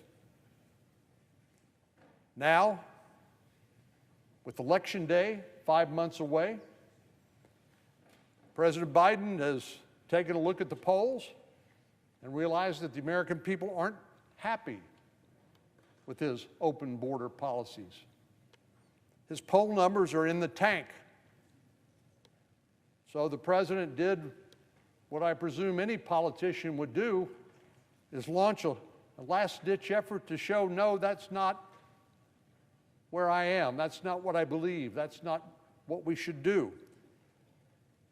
But the fact is, nobody's going to be fooled by the actions the president took yesterday. It's a ploy. It's an election year stunt. It's a shell game. You pick your metaphor. Yesterday, President Biden issued a proclamation that would shut off access to the asylum system if the daily number of illegal border crossings reaches an average of 2,500.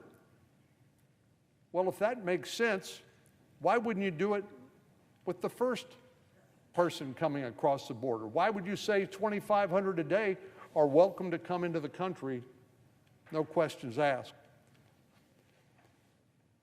But there are a few points the American people need to understand.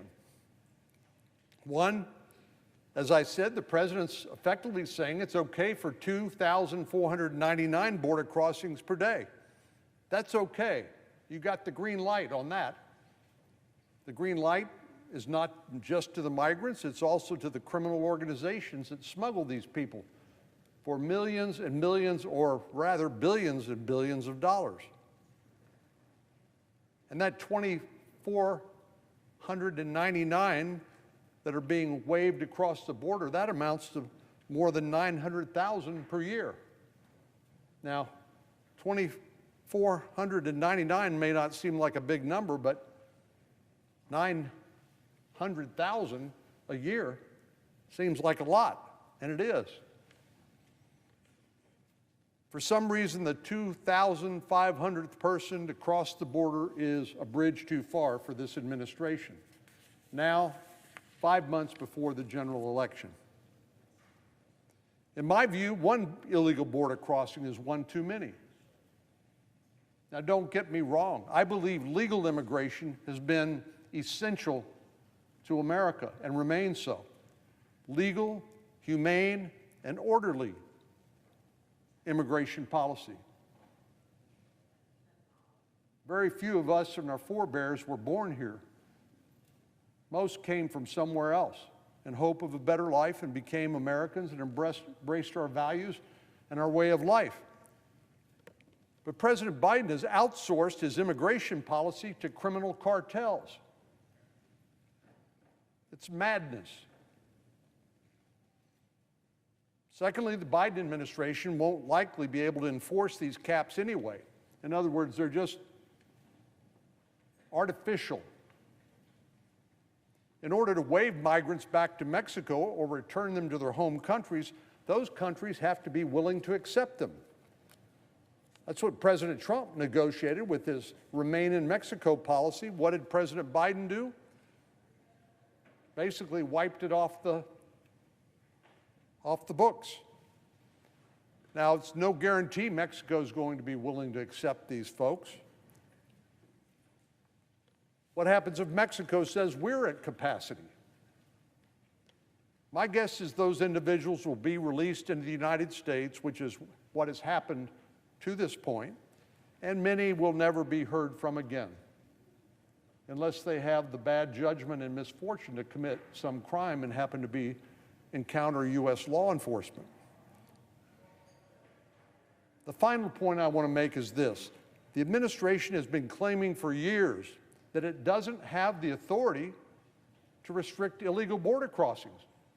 Well, apparently President Biden woke up yesterday and realized he did. In fact, the president's consistently blamed Republicans, or anybody else for that fact, for lack of progress on the border issue.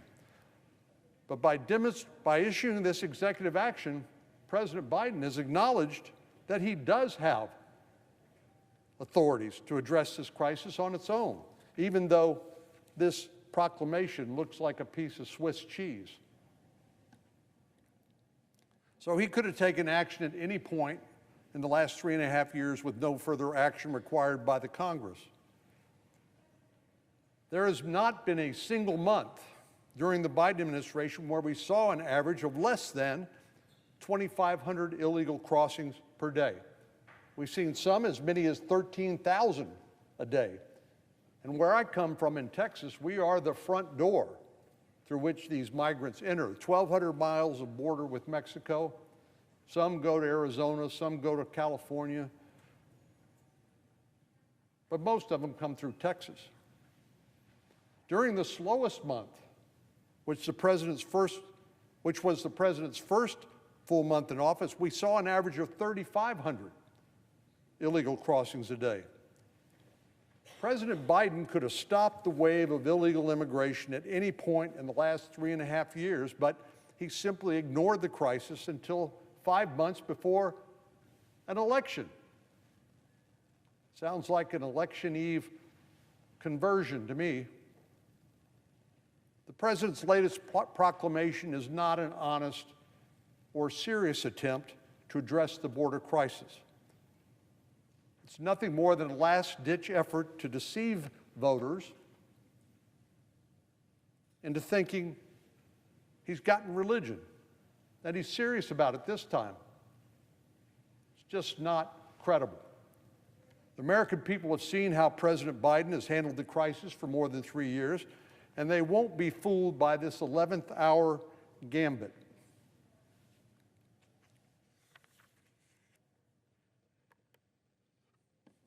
Mr. President, finally, let me just say a word about how we are conducting business here in the United States Senate. When our colleagues on the other side of the aisle took the majority 3 years ago, the majority leader, the senator from New York, promised a new way of legislating. In his maiden speech as majority leader, he stood here on the Senate floor and he said, quote, "As the majority in the Senate changes hands, the Senate will do business differently," close quote. Well, he was absolutely right about that, but I don't think it's exactly what any of us envisioned. Under Democratic control, the Senate has turned into an unproductive body that follows a schedule that most American workers would envy. Look at the calendar this month as an example. Under the leadership of Senator Schumer, the Senate will be in session 2.5 days a week, not a 40-hour work week, but 2.5 days a week. 2.5 days next week, and 2.5 days the week after that. And that's it. Then we wrap up the Senate's work for the month of June. July is just as bad when it comes to the Senate's lack of work ethic. When the Senate returns after the 4th of July, we'll be in session 1 week. We will then take a break for a week. I guess we'll be exhausted from that 1 full week back. And then we'll come back for a 2-week work period. Then, yes, you guessed it, the Senate will gavel out until after Labor Day. We'll be exhausted by those 2.5-day work weeks and then the sprint to the August recess. Including this week, which is almost finished, the Senate's only scheduled to be in session for 9 weeks before the election. That's 5 months off. We'll be in session 9 weeks. Election day is exactly 5 months away, and the Senate is not breaking any records for our productivity or our willingness to take on hard problems that seem to surround us everywhere. Given the fact that we're only working a maximum of 4 weeks, that's on the rare occasion where we actually are not working four days a week. On the rare occasion we're not working 2.5 days. My staff calls these Miracle Mondays, where we don't actually come back and start voting until Tuesday evening, and then we're out of here Thursday afternoon. But on the rare occasion we're working 4 days a week, that doesn't leave much time to get the American people's work done. And trust me, we have a lot of work to do. One of the things that I think is an insult to the American people is, given the lack of productivity or the lack of willingness to deal with the challenges that face us, Senator Schumer schedules a vote on contraception this afternoon, as if this were somehow controversial. Contraception's legal, to my knowledge. It's not in any jeopardy. And yet, Senator Schumer wants to schedule a show vote that suggests that somehow it is, maybe striking fear or anxiety in the minds of some people, that is in jeopardy. It's just absurd. And it's a waste of time. And it's a distraction from doing the other things that we should be doing that are so important. We need to pass all 12 government funding bills before the end of September. We need to pass the defense authorization bill, something we've done more than 60 years in a row. And then the farm bill. That's 14 separate bills that need to pass in the next 9 weeks. So will we do it? No. So with this lengthy to-do list, why is the Senate wasting its time? The time we're actually in session. Well, like most weeks, we spent the majority of this time voting on more of President Biden's nominees. Before the Senate gavels out this evening, we'll take another partisan show vote, as I said, that was teed up by the majority leader. This is just the latest example of a show vote. Last month, the majority leader teed up a vote on a border bill that was already rejected by the Senate. When it came up for a second vote, it received even fewer votes. Democrats who voted for the bill now voted against it. What was that all about? The majority leader knew the bill would fail a second time, but wasted the Senate's valuable and limited time voting on it anyway. So here we go again, having another useless, non-productive show vote, this time on contraception, which is not in doubt. As the American people know, the right to contraception is not in jeopardy. I don't think that's breaking news. Apparently it is to the majority leader. Contraception is available in every state in America, and there's no legitimate effort to change that. Democrats are using their power as the majority party to engage in fear-mongering. That's a mouthful, fear-mongering, to further their own political agenda. The bill before the Senate goes far beyond protecting access to contraception, and this is where there will be some bona fide differences of opinion. It would force health care providers to provide abortion drugs regardless of any religious objections. The Supreme Court has made very clear, as a matter of conscience or religious beliefs, people do not believe they should participate in this, they cannot be required to do so. Well, this bill is a wolf in sheep's clothing. It's actually a pro-abortion bill designed as a pro-women's health bill. And it's designed to keep the issue of reproductive rights top of mind, so you forget about the crisis at the border, So you forget about the threats to our national security around the world. Given the Senate's long to-do list, I think there's a better way to spend the chamber's time.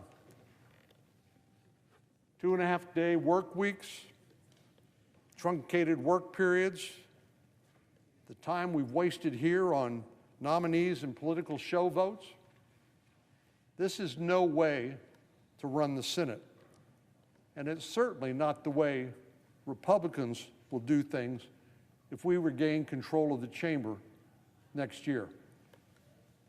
Mr. President, I yield the floor. It's clear that the November the 5th election is prominent on the minds of the Majority Leader, who has used the floor of the United States Senate to make what should be a paid political announcement by the Harris for President campaign. But let me focus primarily on his remarks about the Supreme Court. It's clear that the Majority Leader and our Democratic colleagues don't like the Constitution. They don't like the separation of powers. They don't like the independence of the judiciary, which is really the gold standard for courts worldwide based on the rule of law. What they want is a political branch of government, not one that calls balls and strikes, one that decides cases based on the law and the facts. He talks about how the Supreme Court's reputation has been tarnished. Well, one reason why the Supreme Court's reputation has perhaps been tarnished in the media is because the Majority Leader stood in front of the Supreme Court and called out 2 justices by name and threatened them if they made a decision that he didn't like. He said they won't know what hit them. Well, that kind of irresponsible rhetoric by the Majority Leader and others is perhaps responsible for people wondering, is the court an impartial institution? I would point out when the court was maybe constituted a little differently, that our Democratic friends didn't say a peep as long as the court was making decisions that they liked and they agreed with from a political perspective. But it is fundamentally irresponsible for the Majority Leader to come here. I guess he's caught up in the fervor of the November the 5th election, having established a political coup and replacing the sitting president with the vice president without going through the democratic process of actually holding elections. He's feeling his oats and perhaps cannot restrain himself. But it's clear that our Democratic colleagues don't like the Constitution and they want to change it. But they know they can't do that because there's not the support across the country or in Congress to do that. So he uses this as a political cudgel in the run-up to the election. It's irresponsible, and unfortunately, I think it reflects the desperation with which the Majority Leader views this upcoming election on November the 5th. Madam President, America's southern border has been in a state of crisis for the last 3.5 years, and our country is desperate for a change in direction. They know that the millions of people coming across, the drugs that have taken the lives of 108,000 Americans last year alone, the crime, the potential vulnerability to terrorist attacks, they are not happy with the status quo, which is what the Biden and Harris administration have provided us for the last 3.5 years. Throughout his time in office, President Biden has shown zero interest in stopping the flood of illegal immigration across our border. He's only visited the border once, and I doubt he will make another trip to the border during the remainder of his term in office. But of course, I don't think he actually talked to the people who could have best informed him of what the problem was created by his very policies. His policies have made it worse not better, certainly worse than it was under the Trump administration. President Biden is in Texas today. He's in Austin, Texas, and then he will go to Houston, but I doubt he will bother to make a quick trip to the border because the message he has sent loud and clear for the last 3.5 years is he does not care. He doesn't care about the migrants that are swarming into our major cities like New York, Washington, D.C., Chicago, and the burdens those have placed on local taxpayers, about the crime that is associated with the fact that uncontrolled, you don't know who is coming across the border. Admittedly, most migrants are coming here for work, for a better life, but the criminal cartels who continue to get rich smuggling people to the border from all around the world also are the ones that smuggle the drugs to the border only to be distributed to kill our sons and daughters who inadvertently take fentanyl, presuming it to be some innocuous drug like a Percocet or a Xanax, only to find out it's a counterfeit pill contaminated by a powerful opioid, fentanyl. Well, what does a potential Harris administration look like? Does it mean more of the same when it comes to the border and immigration policies? Would it signal a new direction? And if so, what would that direction be? Well, the truth is, we already know the answers to those questions. We don't have to wonder about Vice President Harris's policies because she has played a starring role in the current Biden border crisis. These are, after all, Biden-Harris policies. Just a couple of months into President Biden's presidency, illegal border crossings surged as a direct result of the policies that he and Vice President Harris implemented starting the first day in office, mainly by dismantling, piece by piece, the effective policies of the Trump administration. But it became clear that the situation at the border was veering in a dangerous direction, at least in terms of the politics, to President Biden. So he tapped the vice president as the administration's border czar. That's what the headline from Axios, a political publication, heralded at the time. It said, quote, Biden puts Harris in charge of the border crisis. But curiously, it took 3 months before she made her first, and to my knowledge, only trip to the southern border as the individual with the administration in charge of the border crisis. She steered clear of the Rio Grande Valley, which is ground zero to the crisis, but instead did, I guess, what can most accurately and fairly be called a drive-by in El Paso in far west Texas, a very different environment than the Rio Grande Valley. This was Vice President Harris's first and only trip to the border, and it provided an early signal about how little she cared. The Vice President was in Texas last week and will be there again later this week, and once again, no trip to the border is scheduled. You know, if she cared, don't you think she'd show up? Don't you think that's maybe what someone would do to learn about what's not working? What could we do to make it better? But the reality is, over the last 3.5 years, Vice President Harris has proven she has no interest, zero interest in stopping the alarming number of people streaming across the border, and the results speak for themselves.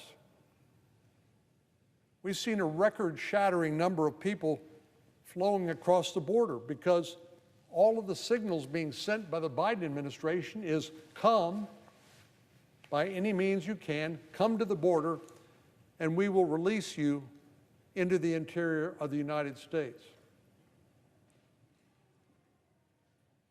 For the last 3.5 years, we've logged more than 8.1 million border crossings, which is unprecedented.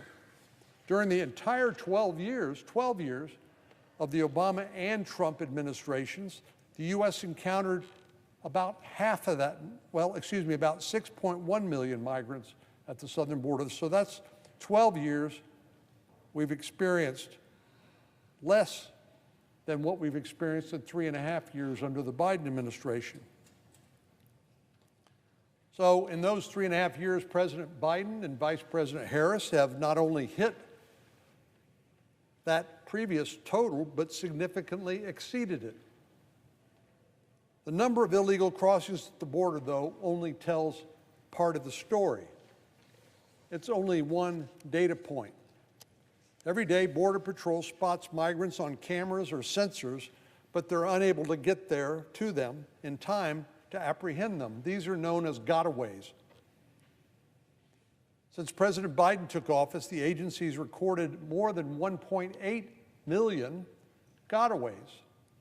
We don't know who these individuals are, where they are now, what their intentions were in coming to the border, and what kind of dangers that they may pose to the American people. Are they terrorists? Are they drug traffickers? Convicted rapists? Sexual predators? We have no idea, and neither does President Biden and Vice President Harris. And they simply don't care. On top of that, the administration stood up a number of new programs to hoodwink the American people into thinking that the problem isn't as bad as it really is, while unbelievably incentivizing even more illegal immigration. One example is the CBP app. That's an app for your phone. Customs and Border Protection app is what it stands for. But this was sold to the American people as a safe and orderly way to manage the border crisis. Instead, this system is being exploited by cartels and criminal organizations. And basically, all you have to do is schedule your appearance at the border, and then the Border Patrol and Customs and Border Protection will allow you to come into the country and release you. But this app requires users located in central or northern Mexico to schedule an appointment. But the cartels have found a way to circumvent that requirement by using a virtual private network, or a VPN. This has allowed them to boost their sales pitch and sell CBP-1 appointments to migrants around the world. They're using it to market their services, to encourage more illegal immigration, to enrich these criminal organizations more. Another separate Biden-Harris administration program allows up to 30,000 migrants from Cuba, Haiti, Nicaragua, and Venezuela to enter the United States every month. That's 360,000 a year. No claim of asylum, no claim of credible fear of persecution. You show up and you're allowed to stay. 360,000 a year. That's another magnet for people to come. Record number of illegal crossings, grave humanitarian conditions, dishonest accounting. This has been the reality of the Biden-Harris administration.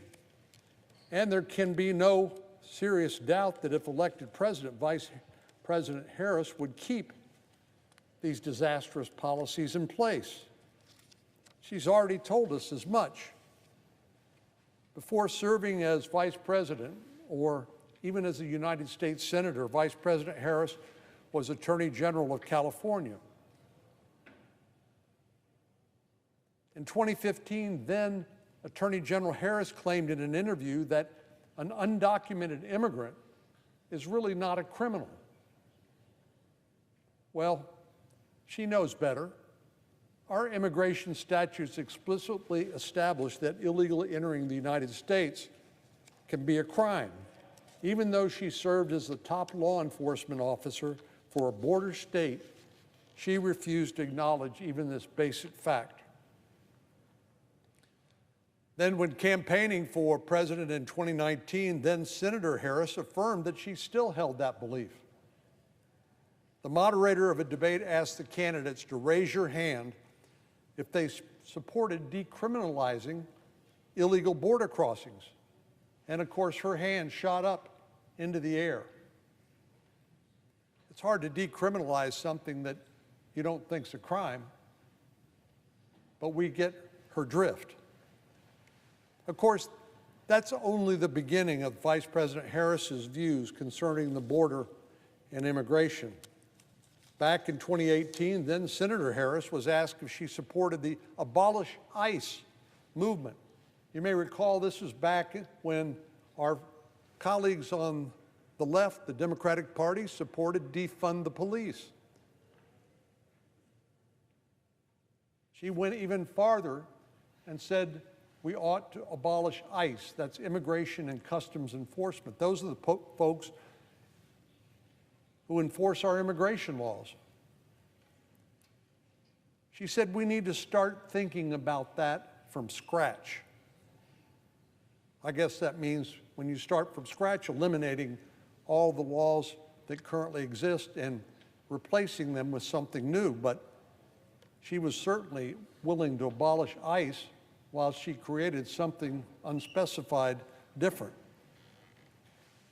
That same year, in a Senate hearing, she compared U.S. immigration and customs enforcement to the Ku Klux Klan.